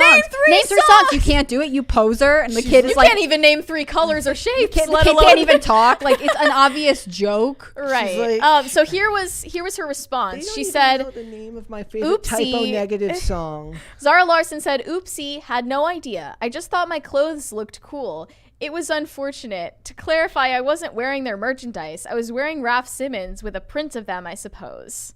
Yeah, so it's really Raf Simons' fault for putting this on a dress. It's more edgy. It's more edgy, like wannabe edgelord dope. Yeah, it's dope. That's what they think it is. They think it's more fashion nerds thinking that it's dope, and it's not. I think we should just start making fake band T-shirts, make them look like old and vintage, and have people wear them. And then you're like, name 3 songs, and you can't because they don't have any. What movie is it? Is it Can't Hardly Wait, where they wear their own band shirt to their own concert, and they're like, you can't wear your own band shirt to the concert. I forget what movie that was from, but so they're very mad about this. What would be the most I guess it could this happen now if somebody like goes out in Balenciaga and they're like, you support. That's the funny thing, is the double standard, right? Because she's obviously totally ignorant to any of the lore about Burzum, but she's getting flamed for it. Meanwhile, you know, the Kardashians or every celebrity who's gotten free Balenciaga in the mail is still wearing Balenciaga. There's no pushback whatsoever because I guess our culture has just reached a point where on a sliding scale, PDF file behavior is more acceptable than being hateful toward a race. I don't really get our ethical compass anymore. It's like, do we have a collective? Well, they actually make that joke in Velma where they talk about like physical violence is bad, but didn't you see that they hurt that girl's feelings? Right, they're making fun of it, yet at the same time, it's written by people who enforce these standards, so it doesn't land as a joke. It just makes you more resentful. I just think it would have been funny if she was like, no, I know who the band is. I like them. I love stand by it. Varg, big fan. Yep, I stand him. Here's 5 songs. Like, I don't know. And he's innocent. And that was a false conviction, man. Yeah. She's super knowledgeable. She's actually writing a biography on him in her spare time. She's like, I don't see what the problem is. Like, I don't know. I think it looks good on her. I don't see this girl writing biographies about death metal bands. Why do you judge a book by its cover, Brett? You don't know. Zara doesn't even judge a T-shirt by its words. She could be an extremely prolific writer. She could be. I'm misogynist. I'm sorry. I mean, like, think about like people who wear like Che Guevara. Is it Che Guevara T-shirts? Oh yeah, people have no idea what he's like. They wear Mao shirts. Wear Mao shirts. Like, people do dumb stuff all the time. It's just like, again, there are some things that people are like, you crazy kids and your fun ideology. I mean, Kanye is out here wearing the insignia of the Third Reich in Balenciaga stores. They've been doing this with Che Guevara shirts for years. Like, it's so funny. Like, it's like a trope in TV shows. I posted a screenshot of the show Royal Pains last night, where they have a hippie guy and he's got all the stickers on the back of his car, and it's so funny to look at how movements have changed. Like, this show came out in like 2009, and this episode from like 2011, and it's got a celebrate diversity sticker right next to an end the Fed sticker, right next to a question everything sticker, and it's got all of these things. But all these shows, whenever they want to show some edgelord college kid, he's always got a Che Guevara shirt on. That's 70 so Danny Masterson's character, like, he was like the edgy outsider. He always has one on. Like, I don't think anyone actually stands by what's on their T-shirt. I mean, some people really do, and it makes me want to buy stuff that like makes people mad, right? Like, if I start gonna buy a Burzum, no, I think about wearing like a Stonewall Jackson T-shirt, like, you know, just like spice it up, because like I could probably name three battles of the Confederacy, but like, or go back to Splash Mountain, the one that's still operating. Or I'll get like a Ross Perot T-shirt and be like, he should have won. Actually, on that screenshot that I posted, he has a sticker that says, "Don't blame me, I voted for Nader."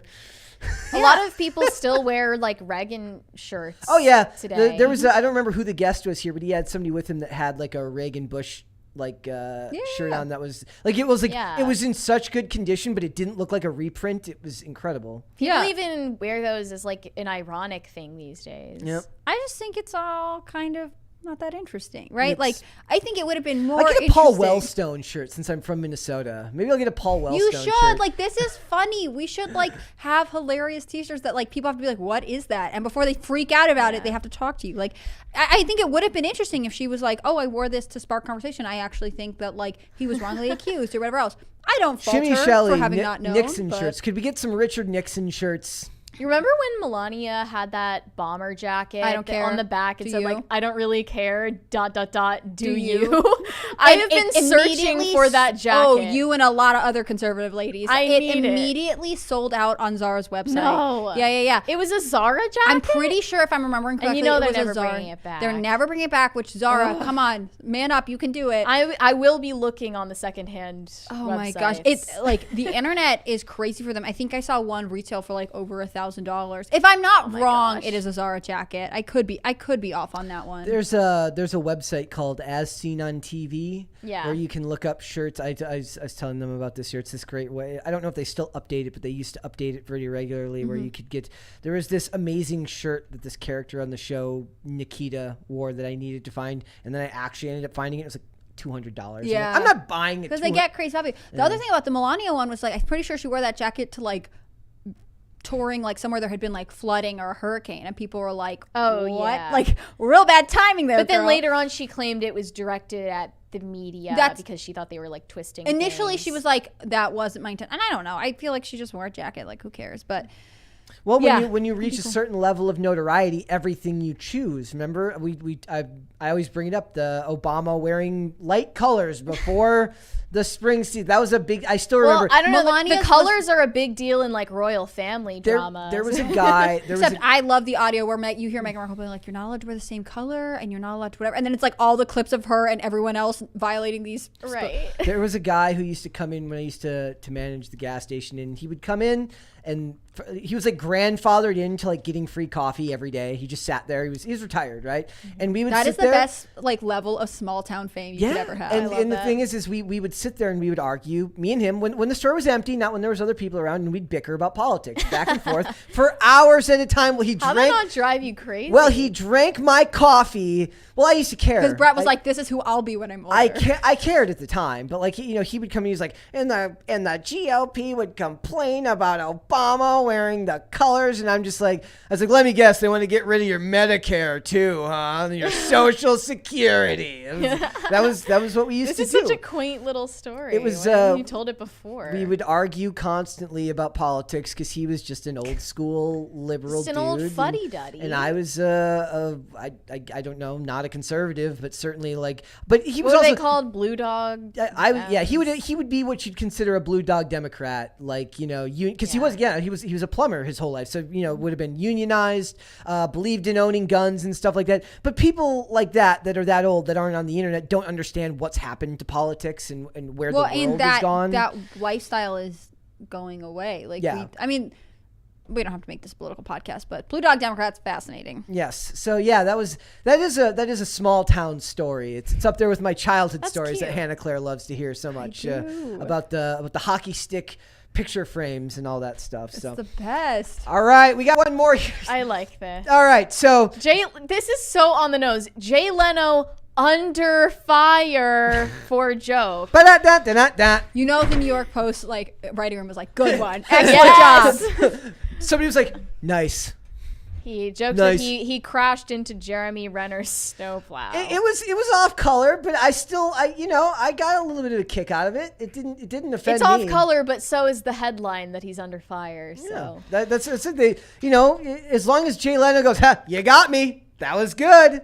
For a while, I thought that his burns were going to be really severe the way they framed it in the media, but he was fine. Jeremy Renner is going to be fine too. Hopefully. I mean, he's got a long road of recovery ahead of him.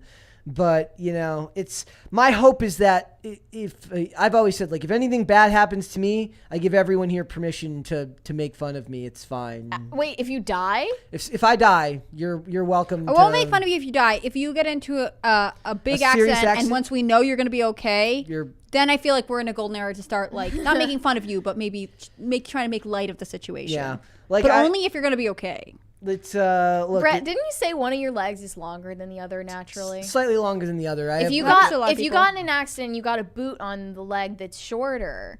That would be miraculous for your balance. That's amazing. It's I just thought of that. It's that could work pretty well. But it's like if I like me and several people here, me and Dane even, like, well, you know, there's there's humor that is definitely dark that doesn't bother me, that have always been just part of.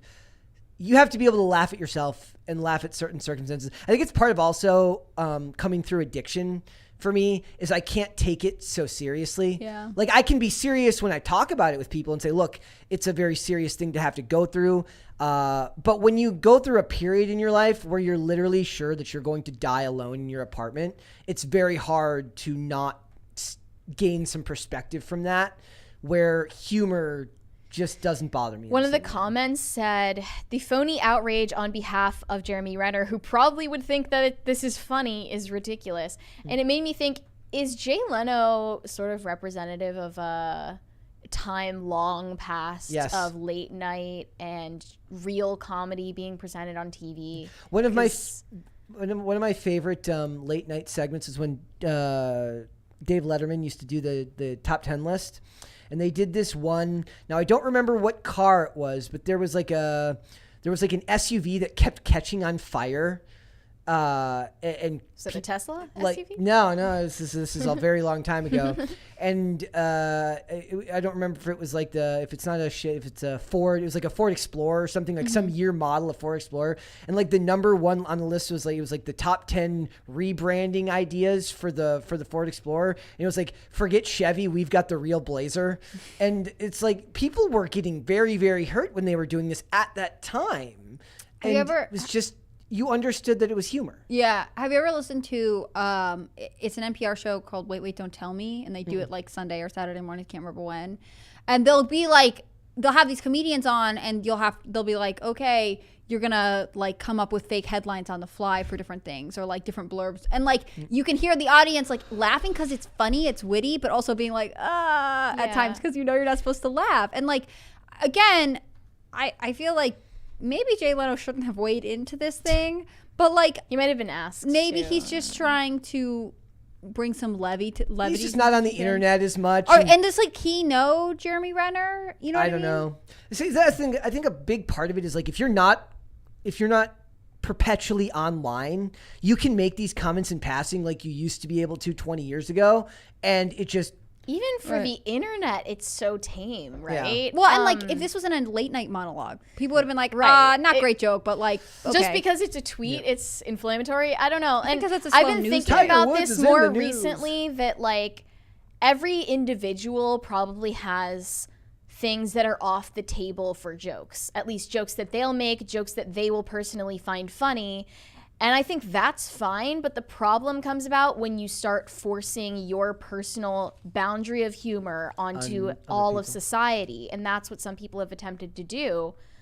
Unfortunately, it seems like it's working. Also, if you learn to laugh at yourself, like, you take a lot of the power away from I wanted to ask you, actually, when did you feel like it was allowed to make jokes about 9/11? Come on, Grandpa, tell us about 9/11. I mean, we're all Americans here. We can talk about that. That's a very good question. We're allowed to talk about it because we were the victims. Do you know? What do you think? When do you think it was? I don't know. I don't really joke about 9/11. I don't know. I mean, if you were like, still like pretty young. I don't know if I meant like that much just to you. Barely remember. But I grew up in the Northeast. Like I grew up in driving distance of New York City, and like my friends' parents commuted in. Yeah. And so I remember it being like a stressful time. Okay. But like, I don't make any jokes about it. But not that I guess I would be offended if someone did. I just don't. It's not something that occurs to me to make fun of. Like I was just wondering. I think it's easier if you're more removed from it. If it just seems like, oh, I got a day off from school that day or whatever. I was wondering because you were like closer to. I only like ever joke adults about it make in dark terms of, jokes like that, or not around children. I only joke about it in terms of Jesse Ventura, but that's just the only humor of what do you mean? I'm just asking questions. But do you feel like there was a certain not long after statute of limitations on making jokes about it? No.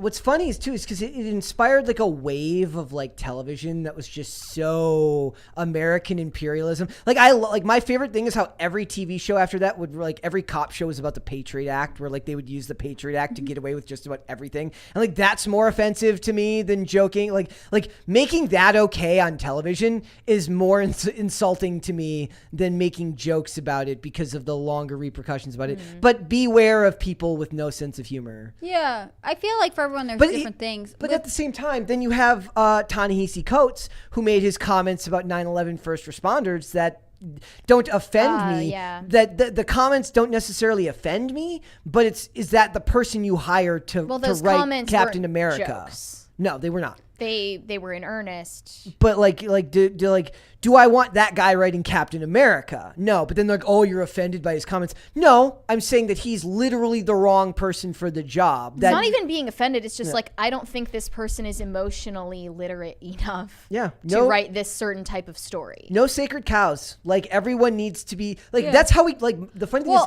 this is something my dad was spot on about. When they started introducing protected classes, my dad said this will be a problem because there will be people that will be undefinably uninsultable. You won't be allowed to have humor at their expense, and that will not only damage your ability of your free speech, but it will actually sector them off from society, because a big part of how we connect with other people is humor. It's the idea of frat initiation, right? Your perceived importance to the group is raised through humiliation. Yeah. I'm not saying that you humiliate them, but I'm saying that like me knowing that I can make fun of you and you can make fun of me makes our relationship easier to navigate, right? When you don't feel like you have to tiptoe around certain things. Yeah, I think part of like having a level of like intimacy and comfort with someone is knowing that like they can take a joke essentially, or like they are not looking to convict you for every single thing you say, especially when you say things in jest. Like there are things that like I won't joke about, but not always because I'm super emotionally serious about them. I just don't have any material, or like it's just not, it doesn't occur to me. But there are things that like over time our culture moves back and forth on, right? So like I hate to invoke it, but like the Harvey Weinstein casting couch stuff, like that kind of was a joke in Hollywood. People would use it in monologues all the time, but then we changed our minds and we're like, wait, actually this is really bad. Like there are things that people might say as a joke, and in the right context I might laugh at it, but on other times like I don't know that it has to be funny, and I don't know that like you have to like, just because someone made a joke, if you don't find it funny, it doesn't make the joke not funny. It also doesn't make you obligated to laugh at the joke. Yeah. You know what I'm saying? Like, we have to give space for like humor to flop on occasion. That's why I have a lot of respect for stand-up. Like it takes a strong sense of like you have to be kind of crazy to be willing to just like everyone's had a joke fall flat. And it's not a pleasant experience. It's even worse for men. To go up on stage and put yourself in a position where that's going to happen more than once in like a 5 to 10 minute span is kind of bonkers. Like I wouldn't want to do that. Like even doing this show, I'm not a huge we're not comedians, thankfully. We don't have to right? Like rely on being funny to be here. But we don't really have to do that. But for you guys, do you think that there's something you won't joke about, or something you won't if someone makes a joke about it, then you simply won't find it funny? Because for me, it's like the kind of James Gunn territory, like that kind of thing, especially when it rings true for the industry he works in. There's humor I about don't find children. funny, I'm like, expensive. nah, that's not funny. There's stuff that I just don't laugh at, right? Like I don't find it funny. I wouldn't make the joke. I'm not going to pity laugh at you if you make a joke that I don't find funny. I mean, it's the but same, like I wouldn't tell you not to make the joke. I would just tell you why I don't. Yeah, that's different. You know what I mean? There's definitely stuff that like I think is serious and people laugh at that like I don't, right? Like, I don't know, suicide, right? Like I personally feel like I would never jokingly, like that's not something I would joke about, and that's not something I would want someone to joke about. Like, but I don't freak out if someone does, right? I don't have a moral high ground. It's just that it's not funny to me, and therefore I'm not going to laugh. I find there's probably a joke about every single off-color topic or bad topic that I find funny. The stuff me and Mary joke about is abhorrent. But it's because humor. We just have that familiarity with each other. Yeah. And like it doesn't matter if you're having a good time, it doesn't matter. I'm not going to freak out if someone jokes about something I don't care about, but like I don't think that like just because you're like, I get annoyed when people are like, it was a joke. It's like, but maybe it was a bad joke. Maybe you're just not that funny. Like people will get upset. I'm okay with that. Yeah, it's not a call for censorship. It's a call for social shaming. Yeah, it's like it's not that what you said was bad. It's that it wasn't funny, and that's the funny thing is. The average person would rather be told their joke is offensive than unfunny. Yeah, I think that because that makes them feel kind of like salacious, right? Like the Jay Leno thing isn't controversial to me. It's just not that funny, right? Like it takes a long setup. It was sort of out of nowhere. I don't really get it. Like it's just not that funny to me. But I'm not going to freak out that he posted it. Yeah. Yeah. It's the stuff that I find funny I could never say on here most of the time, and that's if fine. Only it were like a members only even then show. Even then there would some things would be off the table that just are for look private there are people who conversations. Like, there was a time here where there would be like dead mom jokes made that as somebody who lost his mother I could laugh at because I have been through it. I've come out the other side with perspective. So when those jokes would be made to me by somebody that understood that this was something that I was okay with. I mean, after the first time it happened, it was by accident and I laughed because it was funny because it was in a situation where it was like literally we had just talked about it and then asked something where it's like as if like my mom was still alive.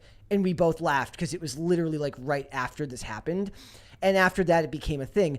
I have dealt with what I had to deal with to get through the loss of my mom.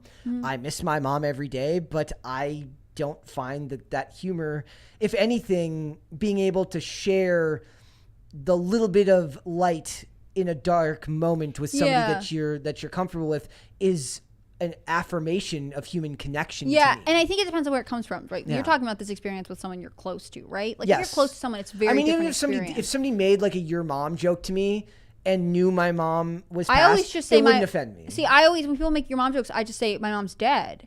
And it really freaks people out because it's true, but they get uncomfortable, and that's funnier. The funny thing is to say that when they're not dead, just to make them feel uncomfortable. See, that happened to me once. When I was in like middle school or something. Someone like made a your mom joke, and I was like, my mom's dead, and he was like, so is mine. I was like, okay. Yeah. And then the person next to him was like, no, she's being serious, and I got to be like weird and morbid. I found delight in it. He was so uncomfortable. Yeah. Like it's cool, but like his joke wasn't actually that funny. My response, this is gonna sound like arrogant, but like my response was much funnier. Yes. And like again, I wasn't super friends with this guy. I didn't really like him. I didn't mind making him feel uncomfortable. It's very different when someone makes a joke and you can laugh at it with a friend. Like context is everything. Again, to just keep going back to Jay Leno. I don't get why he made this joke. There's a great I don't get meme any point to it. It's a picture of Stalin and it says dark humor's like food. Not everybody gets it. It's hilarious. Like, look, you have to be able to laugh. Like, one of the things that's gotten us into the world we live in right now is that people with no sense of humor are trying to control how everyone talks, and nobody can laugh. Like, we watch Velma, and I don't think they should be censored. I just think it's stupid. I just think it's bad. Like, there's like when they make there was the one joke about Norville's dad cleaning up so that his wife's boyfriend could come over. I laughed at that. Like I can laugh at the white people are awful humor if it's good. So the mental health awareness squirrel. If it's good, I can do it. It's just that they're not good at it most of the time. They do it accidentally. People with no sense of humor are in for a long, arduous life, and I don't envy them. So we've gone on my little tangent. We've got a couple of super chats. Yes. Luz Aguilar said she wore the jacket while visiting the border. Oh. Okay. Didn't know that. Potatoes. Yeah, for I Seamus. knew it was some sort of humanitarian Guys, if anybody wants to super chat their jokes, they can do that, but I can't guarantee you we'd read all of them. I can't. I guess. Potatoes for Seamus said Brett gonna come in tomorrow with a Walter. Oh my God, that would be amazing. Shirt. Gotta support that hometown pride. Also, Brett, I care no matter what kind of energy, just be happy. Look, yes, I don't know why everyone thought just because I was a little bit quiet yesterday does not mean I was, somebody thought I was upset because they made like a coffee brand coffee super chat. It's like, what? Like that. Super chat what you want, man. Like, is that Krigler's one or is that the Quartering's one? It's impossible for me to keep up. I have no idea. Everyone has a coffee brand. Yeah, I know. Please get a Walter Mondale. That's the most important part of the super chat. Who is another? Same reason you have Whalers merch. Who is another it's Minnesota politician? Did Hubert H. Humphrey? Did he run for office? The guy who he might have just been a local business person. Humphrey ran for office. There was a President Humphrey, right? Unless I'm being dumb right now. But it is similar to why I have Whalers merch. Like, I just think eccentric callbacks to history are great. And that's my sense of humor. It's not funny for everyone. Well, and people like I wear Seattle Mariners merchandise because Ken Griffey Jr. was my favorite baseball player as a kid. I also got in trouble because I would wear the old Cleveland Indians hat that's no longer socially acceptable, not because I thought the logo was funny, but because Major League and Major League 2 are two of my favorite movies of all time, and Kenny Lofton ruled at baseball. Yeah. Like, I don't feel like I should have to explain why I love this hat, but I'll give somebody the 20-minute explanation as to why Charlie Sheen as Rick the Wild Thing Vaughn is a masterpiece. But if you want to have to sit through it every time, then I guess that's your choice. Caper2X said, wow, Brett, that vet gave you great training and preparation to host PCC and deal with Mary. Kudos. Oh, and Lockwood & Co. for the horror stories. What's Lockwood & Co.? That's a show on Netflix that I need to still watch Will Trent, and I need to watch Lockwood & Co.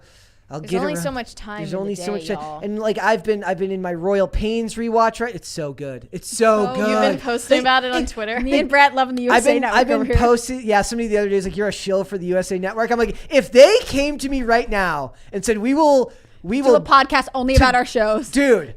I am out of here to go talk about Royal Pains and Covert Affairs and Psych and Burn Notice. But what about wearing getting a USA Network t-shirt? What if you just have USA Network merch? Hannah Claire, what else do you like on USA Network? I was really into Psych. I was really into Burn Notice for a minute. I liked Monk when that was on there. Dude, they're so good. You could just name a bunch. And the funny thing is, every time we have a guest here, Burn Notice comes up and they all say kind of the same thing. They're like, oh my God, that show was really good. Yeah. There was so much. I've watched it 3 times over and it was meh. That's the magic. That's kind of the magic of it. You've seen it 3 times over and it's just meh. Yeah. They did all kind of have the same problem of trying to go serious towards the end. Mm-hmm.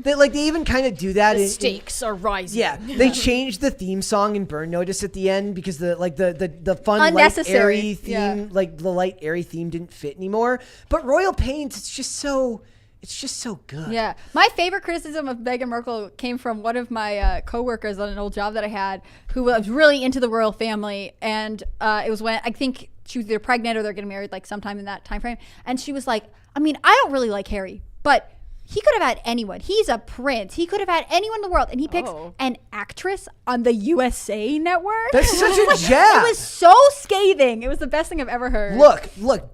Jeffrey Donovan has gone on to do plenty of stuff since then. And Bruce Campbell is Bruce Campbell. Everyone loves Bruce Campbell. Though I haven't really seen the lady who plays Fiona, Glenn. Seen her anywhere. I haven't really seen her in much since then. But all of the other actors, Matt Bomer became a gay icon. Mm-hmm. He's a gay icon that's gone on to do tons of stuff since then. Incredible. Now I'm going to be, as soon as this episode's done, I'm going to go look up USA Network merchandise. Please do. Isaac Martinez said, with all that aside, I hope Jeremy Renner recovers. Yes, of course. Yeah, of course. That's the thing. Maybe it's part of coming from skating where when you fall really hard, your friends laugh at you. It's a thing, right? I've had multiple groups of friends. Some of them are the friends like, oh my God, are you okay? And some of them are the friends that laugh at you when you fall. Yeah. The other part is if this had been a hit and run, right? And we had no idea who had done it, then I would understand being I crashed into him. There's maybe something off about that. Mm-hmm. But I think this situation is kind of settled. Hopefully he makes a recovery. It was kind of a known incident, right? Yeah. Yep. I think Someone should continue the joke and say that there's like a pileup of Jeremy Renner's snowplow and now Jay Leno's motorcycle somewhere. Yep. And people just keep running into it. Who else would be there? I guess Princess Diana came in behind them. And then after Princess Diana, what? Then Grace Kelly. JFK was right down that road, right as that bullet came from the grassy knoll. And Grace Kelly, she had a car crash. That's how she died. There you go. Who else is that misfortune? But if we're just making car-related jokes, like it stops being cars. Yeah. LOL. Eventually, we will run out of car-related accidents in which we can. Big Dave sent us. Oh, I know, Aaliyah. Well, that was a plane crash. Yeah. Then anyway. Aaliyah crashed. That one's more sad to me too, because now we have we're stuck with Beyonce. Now he's offended. So plane crashes are off limits, but car-related incidents, okay. Planes and then too far. and then Aaliyah and Left Eye from TLC were just like in planes that just came together at the same time, and that's what happened. See, you can make horrible jokes about people who've died. It's just a question if they're actually funny. It's whether they're actually funny or not. That's what matters. Are they bad jokes or offensive jokes? Big Dave sent us 99 cents without a message. Thank you, Big Dave. Bobcat said, "Come on, Bart. Krigler's coffee is easy to remember. It's Krigler Coffee, the best coffee on the internet." I should have known that. Is that the whole name? Coffee on the internet is not coffee you drink. Big Dave said, they just serve it in the metaverse. Brett, you looked stoic yesterday. Well, that's the more flattering thing to say. I make that comment all the time that I wish I was a more stoic person. Pretty stoic. Big Dave is saying that you're taking after him. He's usually the strong silent type, and you were the strong silent type on the show. It's just not a good quality for a podcast. On your podcast. It's just not a good quality for a podcast. No, you had opinions. Come on. They came in later. Yeah. I mean, that's part of it, right? Like, sometimes you're leading the conversation, sometimes you're just helping it move along. Perturbed Alpaca said, "Why are there two ghosts?" Why are there two ghosts? I love ghosts. We're both deathly pale. Yep.